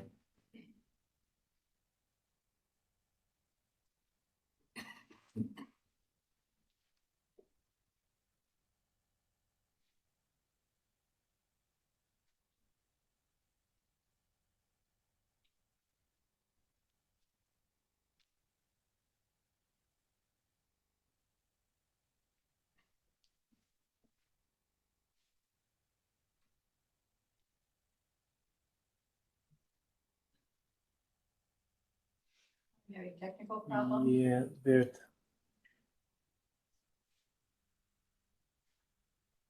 We'll It looks like he lost his ability to speak. So we may need to move to the next person and come back to him. All right, we'll circle back. Angie, can you unmute Alan Process? Alan, you're unmuted. You may speak. You choose to provide testimony. I would indeed. My name is Alan Process. I live at 4829 Fish Lake Road. We've heard much about a 60-day window for appeal, particularly as it pertains to Ms. Bell's arguments of the CUP being null and void. The fact that it sounds from a legal standpoint and from your own words that it would be a large amount of important evidence had this been included in the 60-day limit, I believe the elephant in the room as it pertains to this time deadline would be COVID. The United States Supreme Court on March 19th of 2020 stipulated there be time extensions for any sort of limitations when it comes to appeals processes nationwide until the time of de-escalation of the status of the global pandemic, which was only mere weeks ago. Such extensions have included everywhere from, at minimum, 60 days from the time of filing, which Ms. Bell would be included in, or even up to 60 days from the time of de-escalation, which we would still be within. It's also important to note that many of the proceedings and meetings that were held to approve of the 64 CUP in the first place were obscured from the public eye as a result of this global pandemic. And at the time when digital and virtual attendance of such meetings were not yet in place, the meetings were held in a place where public was precluded from attending in person. I can also attest, as someone currently attending this call from the residents of 6412 Olson Drive, that the pit is indeed viewable from this living room of this home by naked eye, no telephoto lens required. We're not asking you to do anything that violates any pre-existing court order. We're merely asking you to use your authority as covered by the verbiage of Ordinance 62 to protect us, to protect our homes, to protect our communities. You've been given the power and ability to protect our livelihoods, and I hope you will choose to exercise that power now. Thank you. Thank you, sir. All right, Angie, can you unmute Greg Flanagan? Greg, you're unmuted. You may provide testimony now if you choose. 6467 Fredenberg Lake Road. When the county attorney had started out this discussion, he mentioned and showed a diagram with apparently two sources of input talking about viewing the pit sites from their residence, one at 890 feet and one at 1,300 feet. He had a third unnamed party reflected at 175 feet. That is my residence, 175 feet from this pit site. Also, Melissa Bell had showed photos, which there was judgment drawn about using telephoto lenses, reflecting both a pickup truck and backhoe, as well as a large sizable pile of wood. That is viewable from my driveway. That is my view as I exit my residence. Basically, to qualify that as yard waste is ridiculous. And as you can see, it's a clear path from the photographer's view to the wood pile. There is no obstruction. There is no berm. There is no fence. There is no vegetation. To say that the intent of this call was first to primarily look at these issues and to say that the evidence provided supporting this initiative is outrageous. Even in the case of mature trees, there are red pines. They have no foliage of lower than 25 feet. Bottom line is on that issue on slide C and D that Melissa shared, clearly viewable from my residence, clearly viewable from the ordinary public view. To oversee that or to say anything different is just absurd. So again, just on those issues alone, this issue should be revisited and considered differently as to what the obligations would be on the part of the mining operations. Thank you.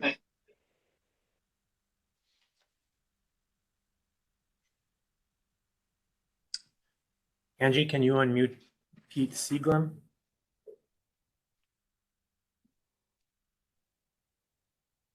Pete, you are unmuted. You may provide testimony. Yes, my name is Pete Seglum. I live on 6520 Fredenberg Lake Road. And I guess the goblin I just keep hearing is this 60-day rule.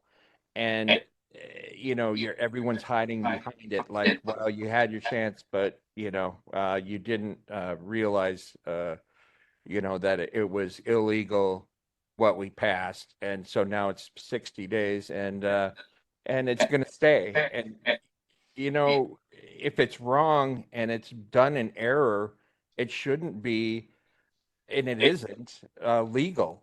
It doesn't make it legal because you pass the limit of the statute of limitations on any type of judgment that could be saying that it shouldn't have been passed. It's illegal. It was done in error. There are very, very many things that have been put out that show that it was done in error. And if it's done in error, it's errored. It should be null and void. It doesn't matter how long it's been. Just because it's been a length of time doesn't make it legal. So, you know, this whole thing with COVID too. Yeah, absolutely. We didn't have these things in place. And everyone has given very heartfelt testimony here, and that's because this is a neighborhood where we spend our life's fortunes to live in peace and quiet on a lake. And now I'm got to smell diesel smoke and listen to, recycled asphalt and rocks all, 7 days a week. It's ridiculous. It shouldn't pass. You guys should have some kind of moral conscience that says, you know what, with all these people and all these facts, I think we're going to do something right, and it should be done today. Thank you.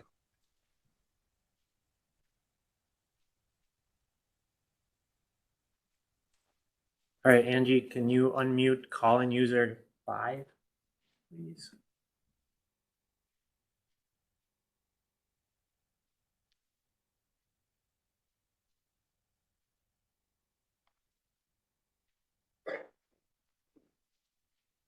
Muted?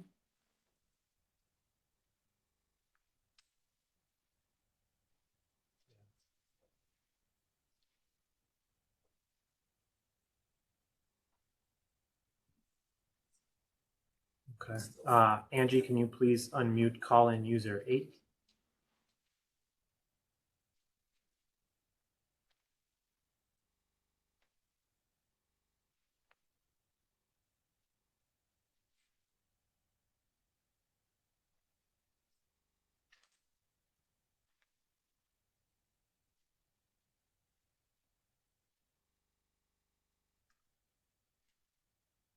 All right.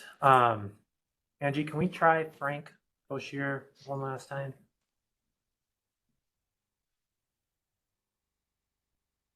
It does not look like they have a microphone. Okay. So it looks like we have one more. P. Howard. Can you please unmute them? You are unmuted. Okay, I think there's an echo. I wasn't going to say anything, but I've listened to this whole thing and I find it really frustrating. I just want to say that I had gone, Melissa said that she had a data request. I did one long before Melissa did for violations on gravel pits. I did it in March of 2020. The county never responded to that particular question. So that's one thing. Matt Johnson, I sent you an email, Patty Wheeler, that specifically where I said that brought up the septic issue. Ms. Lepak mentioned that today and said, oh, she checked with the county and they said it never happened. And yet Melissa had the paperwork for it. Matt Johnson called me personally after that first meeting, called me again after the second one. And I said, do we have any recourse? And he said, no. So this is what Fredenberg's been up against since the beginning. The county wouldn't give us answers. We couldn't get proper information. And they've just always protected LTI. And that's all I have to say. Thank you, ma'am. Anyone else, Don? No one else with their hand raised. There was a question in the chat about Mr. Boshier providing his testimony via the chat in writing. I haven't received anything in there from him to this point. So I can, if you want, we can wait a minute or so and see if something comes in from him. It's up to you. But otherwise, there's no one else on the call with their hand raised to provide testimony. Do you want to wait to see if he sends something, Dave? Well, just give them a minute or two, but during that time, we can still continue to discuss this case. Is that? I have to close the meeting. Well, no, just without closing the meeting, can you make a comment? Yeah. Ask questions of the attorney? Sure. Okay. When it comes to the septic issue, And also this is the staff. Yeah. At any point in time, that has not been resolved, I take it. The septic is, all I know is, there was a septic issue back in, 2020. Has that septic issue been resolved? The staff know that? I understand it hasn't been. Is that true? I don't know. That's not our department. I'm sure there's a permit on file. Because there was a record. The answer, and I don't have details, but I do know that the answer is yes, that has been resolved, and it's been resolved for some time. Okay, because if it was an issue, it can be acted on at any point in time by a complaint to environmental, right? Mhm. Yeah, okay, that was one part, okay. When we get into other discussion, several things. Now, to speak to that septic? No, you've already had your adequate time. Ms. Bell is gonna call, Mr. Koshier and then have him speak over speakerphone. Right. So call him now. Well, you know what? As a member of the board, I can say I want to hear it. I believe we've done that before. I allow him whatever he's gonna say. Thank you, Mr. Pollock. We live right there. You know, I mean, like I said before, I'm on the floor rock to this property. I've been on that property and in that house countless times. Single family residence, and anytime that changes hands, any in this county, there must be a septic inspection, a real one. And I see that septic, I'm gonna tell you a quick story about it. We don't have this dog anymore, but it was a red and white English setter. And she had a nose for animals and she was quite the hunter. But she got on the trail of something, I don't even know what it was. She took off and she went through the woods over to the Tom's property where this cup was granted. And that dog chased whatever she was after down into where the septic sludge dumps into the lowland there. But she's jumping and splashing in this stuff, and I think it's just water. And this was a red and white dog when she left my site. She came back to me, a black lab. But she was so full of crap, it's unbelievable. And it's still that way. There has been no updates to that. Somebody, like say Matt Johnson or someone, has signed off saying it's compliant, but that's, I'll tell you what it is, it's BS. Well, just, thank you. There's, the comment is, I had asked, there is a valid septic system. If there was an issue, no matter who the owner is right now, one single complaint to environmental, and they'd have to inspect it. I believe that's true. We can do that to anybody. Say that they've got a bad system, it has to be to compliance. Part of the rules for real estate in this county. If it changes Okay, we're hands, getting off the. No, I give you, yeah, changing hands, to answer that, ownership, yes, upon ownership, it has to be inspected or such. She has Frank on the phone. Okay. Here we go. Sorry, this is all Can you bring it over here closer to Yeah. the? Sorry. Right now, you can speak. And I'm at 5327 Driftwood Estates Road. And my comment is that I do believe that the rural is changing and the quality of life depends on rural quality. And it's based on a lot of recreation. This is on the roads here, with all the log trucking. And it's really not the quality of life that I think people want. The quality in the trucking. Very difficult, I think, to handle recreation people. The other question I have is that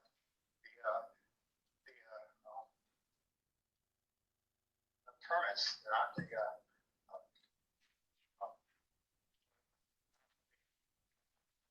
permits, yes, the conditional use permits.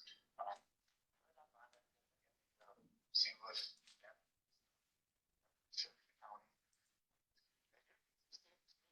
Very subjective, subjective interpretation of what they are. Well, the standards that are being applied are, how do you determine if there's report on that? Is there a number of range? Is there any consideration of the holder for being compliant or not compliant? But that, again, what is the measurable standard of compliance? Is it subjective or objective? Then are there timelines for compliance to a permit, such as restoration? There's some comments on it. Quality of life perspective, all area really kind of not really. We don't take the existing ones here. Quality of life is already heavily impacted.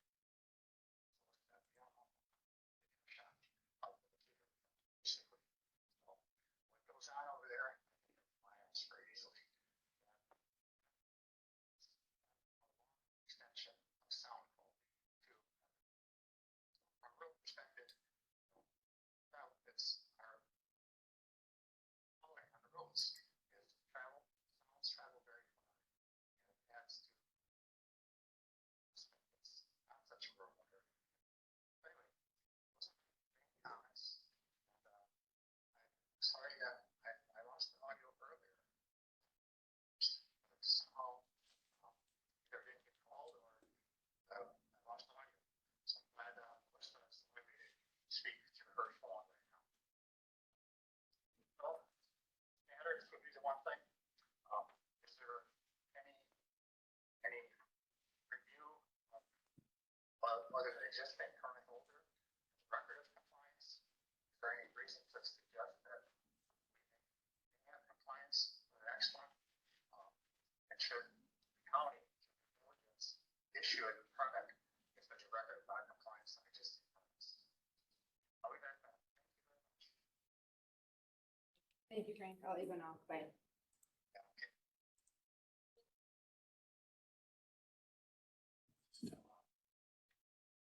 Thank you for doing that, Melissa. Thank you.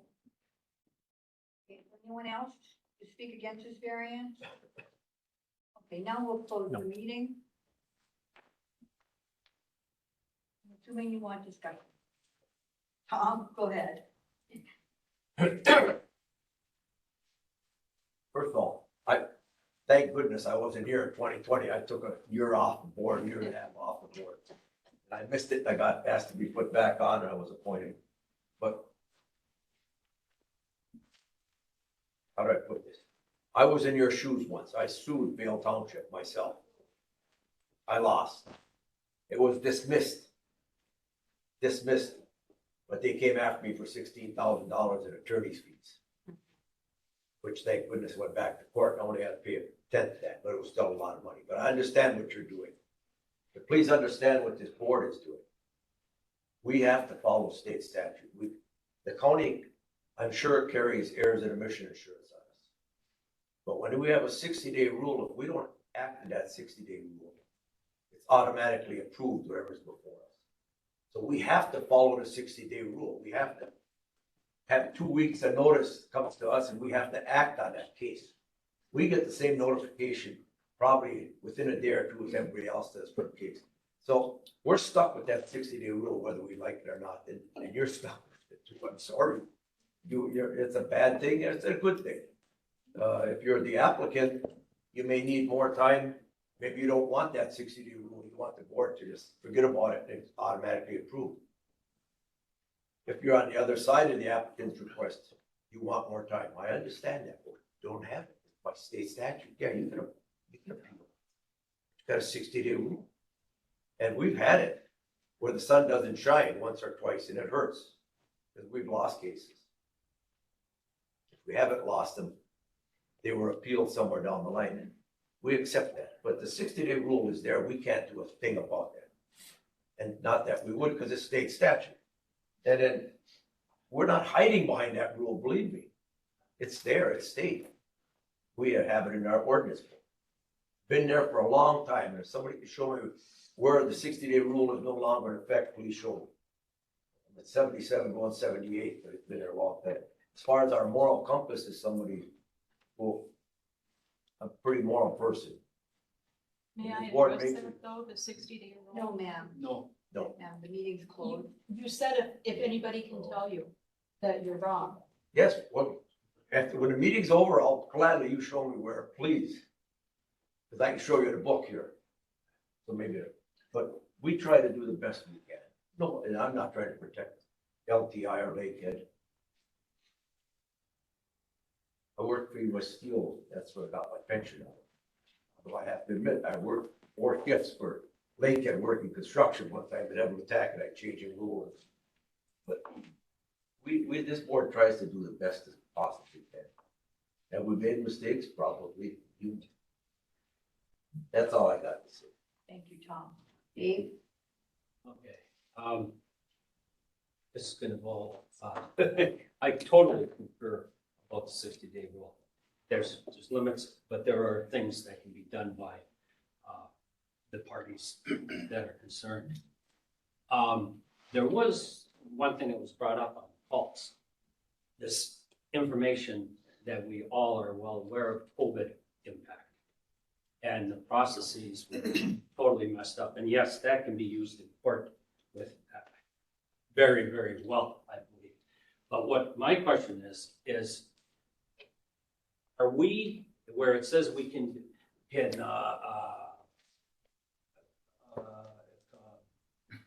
it can be either affirm it, partially affirm it, wholly affirm, the Board of Adjustment, all these things. Included in that wholly to it, is it within our jurisdiction that we can say that we're denying the whole thing until there is an allowance due to the fact that COVID had an immense impact and that they could be granted another 60 days to appeal?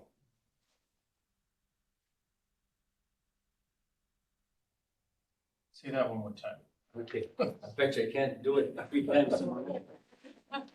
What I'm after is, we look at this and make a motion, and it's almost like a denial without prejudice, but with the condition that due to COVID, there's an extension of that original 60 days that you would go forward from today, or we could make it 90 days, whatever, so it could be properly done, that all the information that has been discussed and such could be brought to light for a better look at the situation.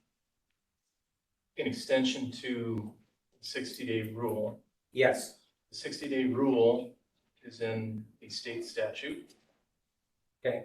And so, that's why I'm asking. As much as you might like to have the authority to extend state statutes as a Board of Adjustment. Well, there was something mentioned, we have the power of God or a game warden.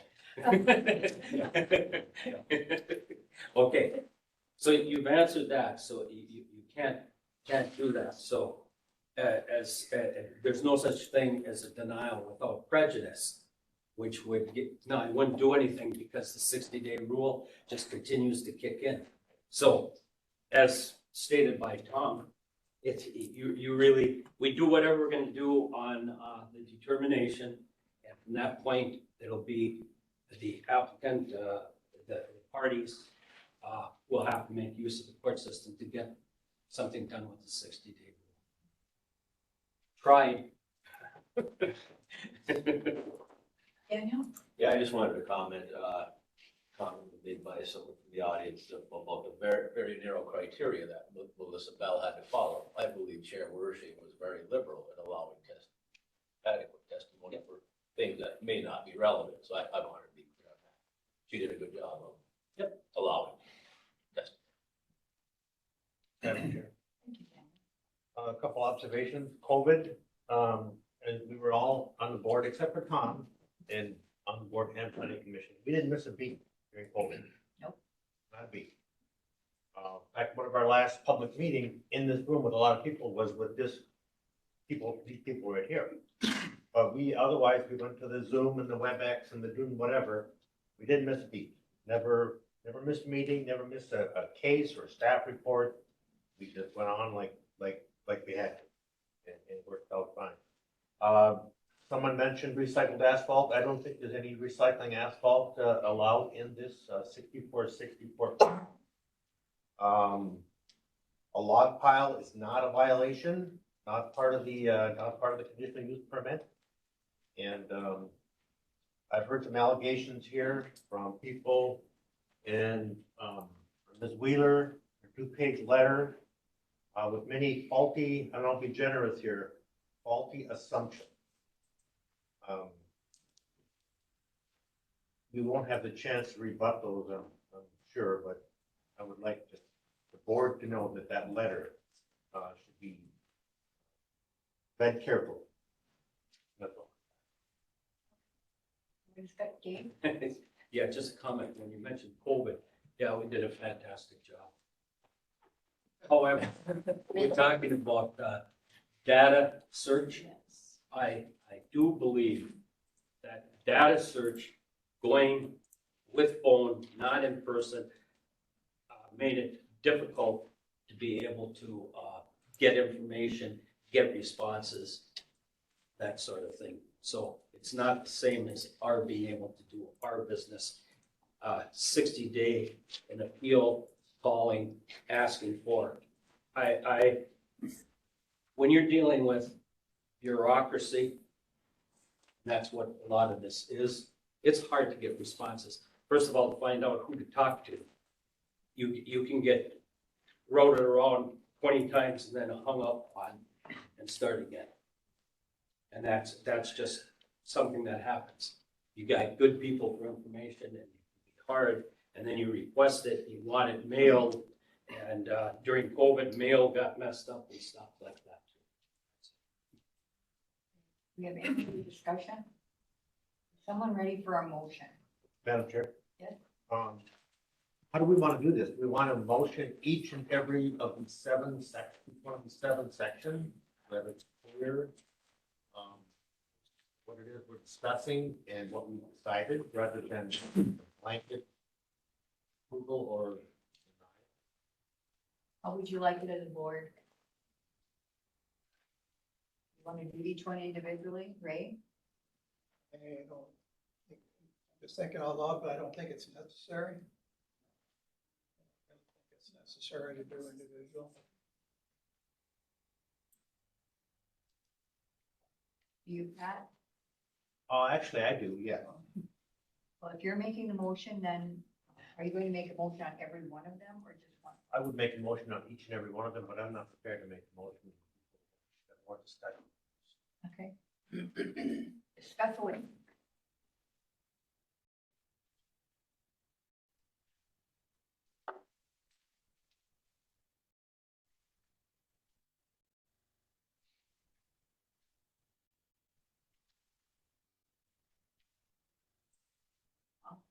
Under discussion part, I understand what Board Member McKenzie's saying, but on the same token, this is a review of administrators' decisions and a decision as a whole. And I don't know, and the attorney's here, so we can ask if this board has the option of taking the 7 or 5 or 6 or 10, whatever they may be, the number, and acting on them independently. Decision is a decision. Decision taken down as a whole decision. I believe it's got to go up or down as a whole. You advise on that? Yeah, because the options available to you include approving the whole thing, rejecting the whole thing, or some combination of those. You do have the flexibility to take them up item by item. However, you don't have to do it that way. So it's one of those, areas where either one is fine depending on what you think makes sense. I'm gonna leave that open to whoever makes the motion, how they want to put their motion. Dave? It says, for instance, if you took and you just said, we're not doing this, wholly deny. Okay, it says here, the matter will be returned to the director for further action, which establishes procedures to be followed in the event of non-compliance. What does that mean? Let's take an example to make it concrete. You've got the entrance gates issue. Okay? The department's position is you only need an entrance gate at the Hall Road. Yeah. The Ms. Bell's position is no, you need one at each access point, whether it's the Hall Road or not. Yeah. Okay? If you side with Ms. Bell on that point, that means that there's a violation. Okay? Okay. And what 8.11.c says, if there is a violation, what happens next? The director notifies the permit holder. Okay. And the question becomes, are there corrective steps that can be taken to correct the violation? Okay. Seems like there would be in that case, but that would be up to the director.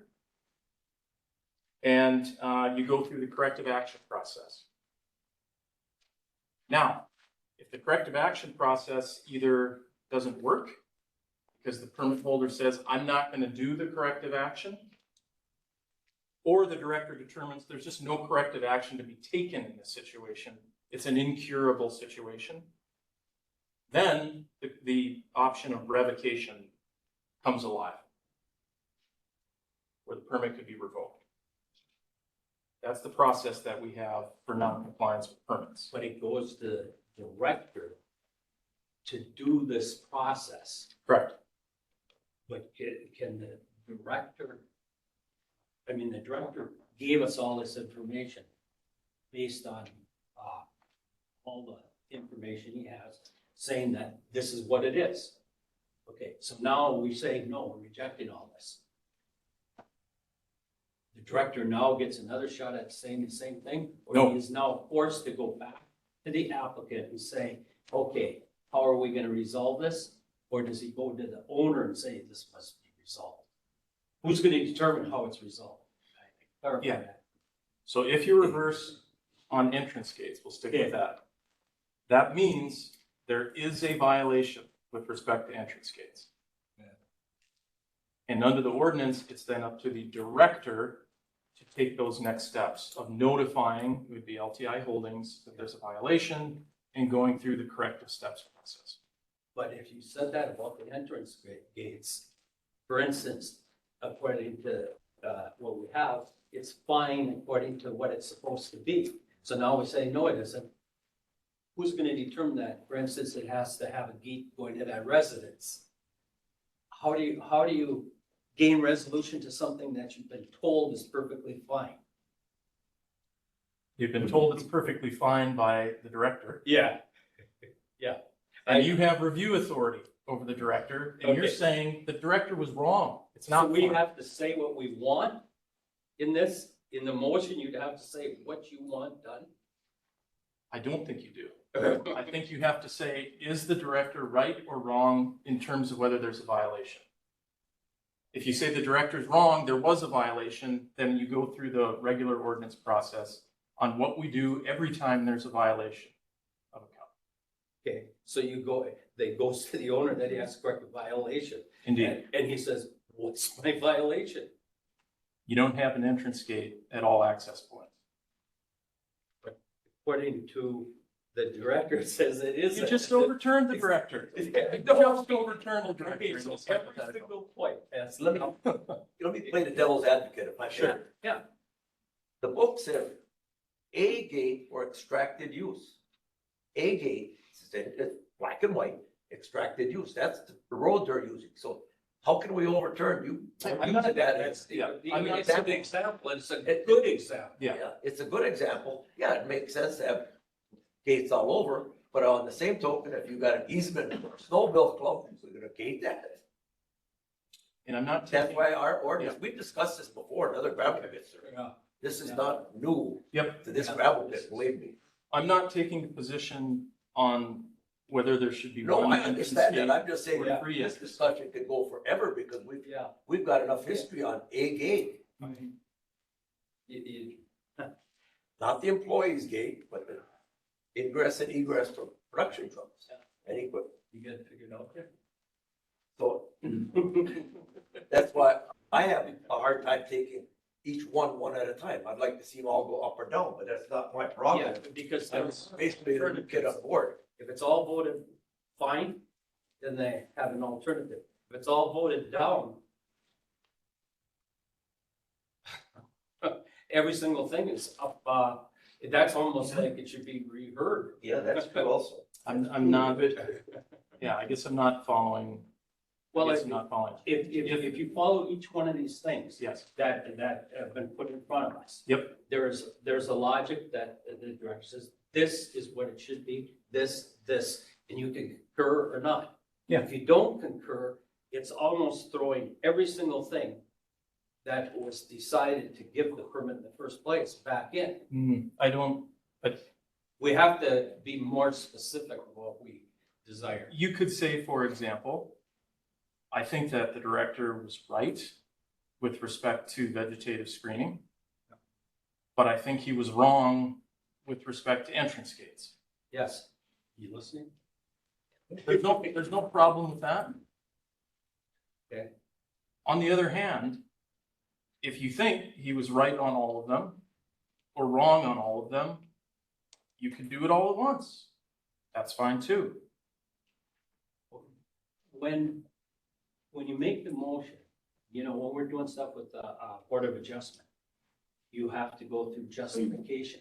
Is this one that has to have all justification for anything that is decided? I don't see any points saying you must justify to 5 criteria. or Yeah, anything. no, it's different in that respect. Okay. Yep. Okay, so there's no justification. Okay. Question. I heard something about that there's crushing and, hot mix going on there. Well, the conditional use permit that was created, it says no crushing, recycling, asphalt or hot mix, that type of thing. Does the conditional use permit have anything to do with what we're trying to accomplish?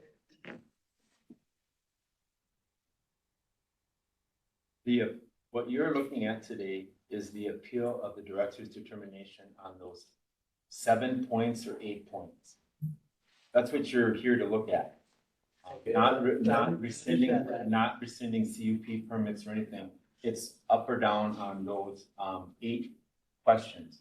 I'm unaware that there's any crushing or hot mix going on in that pit. Said it, So that, and if that's the case, if somebody brought that complaint to us, we would go out and look at that. But right now, we're unaware of that. We're only looking at what those 8 points were in front of you, because that's what the appeal was on, those 8 questions.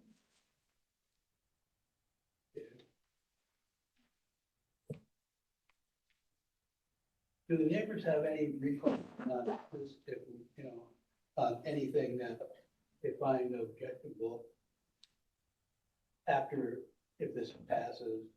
Do they have any other look at the situation? Yes. The board's decision on this appeal is subject to judicial review in state district court. So an aggrieved person can make that appeal, and that's allowed by statute and our ordinance. Yeah.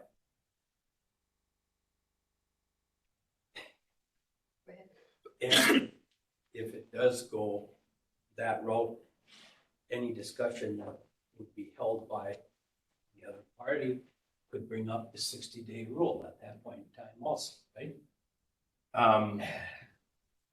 Anything's allowed in the courts. it's a free country, so they can bring up whatever they want Yeah. in a lawsuit. And Which I, means total permit. I have rights in that regard as well.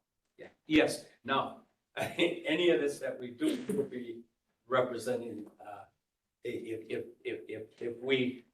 if say we wholly don't support this and it goes back to the director, all you want is whatever's going to be done follows the rules and regulations of the county.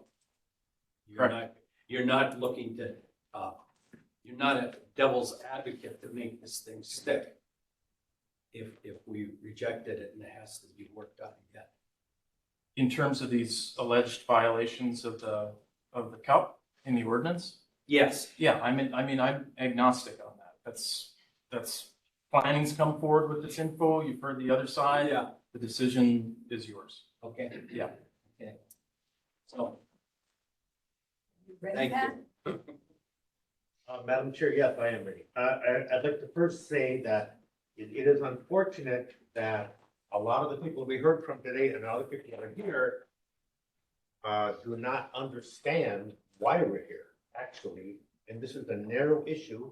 It's got nothing to do with other pits, got nothing to do with other things except Director Johnson's administrative determination of the Fredenberg 64 pit and the conditions related to it. I understand there's a lot of emotion about things in their neighborhood and all this sort of thing, but, and I hope you understood that your next stop is district court. If you're not happy with what happens today here, your next stop is district court. And Ms. Bell, you would have benefited greatly by having the advice of an attorney or to have an attorney present. Otherwise, a lot of what we sat through today. Okay.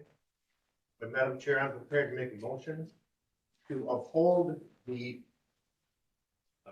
Director Johnson's administrative determination regarding the 64 pit. The nature of request was an appeal to the Board of Adjustment for St. Louis County Zoning Ordinance 62 concerning the Director's administrative determinations for the conditional use permit at 6464 Fredenberg Lake Road. The applicant is appealing the administrative determination dated October 27th, 2022 by Matthew Johnson, St. Louis County Planning and Community Development Director, regarding the operation of a permitted borrow pit at 6464 Fredenberg Lake Road. The administrative determinations were sent to Melissa Bell in response to her formal complaint against LTI, Lakehead Trucking, at 6464 Fredenberg Lake Road. The borrow pit received conditional use permit approval at the May 14th, 2020 Planning Commission meeting. And a conditional use permit was issued on June 12th, 2020. St. Louis County Planning and Community Development Director reviewed the complaint and determined that the borrow pit located at 6464 Fredenberg Lake Road is in compliance with the administrative appeal. Correspondence between the department and the applicants and other relevant materials are included with this report. Madam Chair, would be my motion to uphold Director Johnson's determinations in the various sections of the report that we've received, and I've got sections A through F.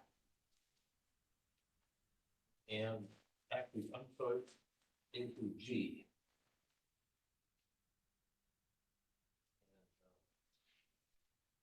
That would be my motion. I'll second it. Who seconded it? Dave?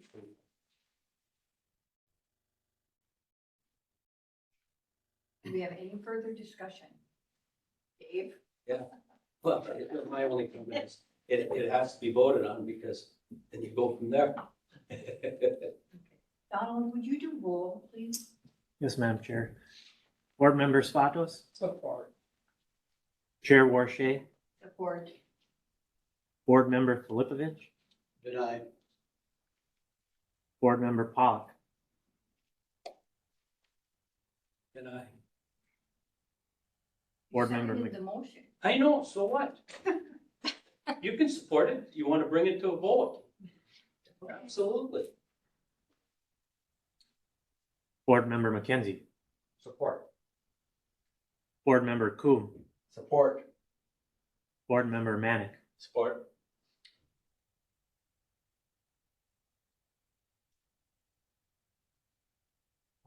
motion carries 5-2.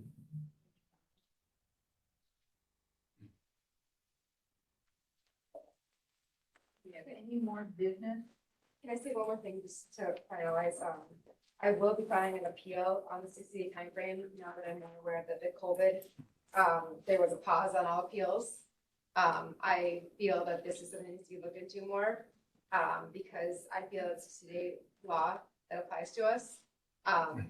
Now hearing that there was a COVID pause on all appeals applies to this, and I will be discussing with my lawyer and in the cabinet after this. Thank you. Thank you. Is there any further business? We have a motion to adjourn. Second. All those in favor, aye. Aye. I'm sorry.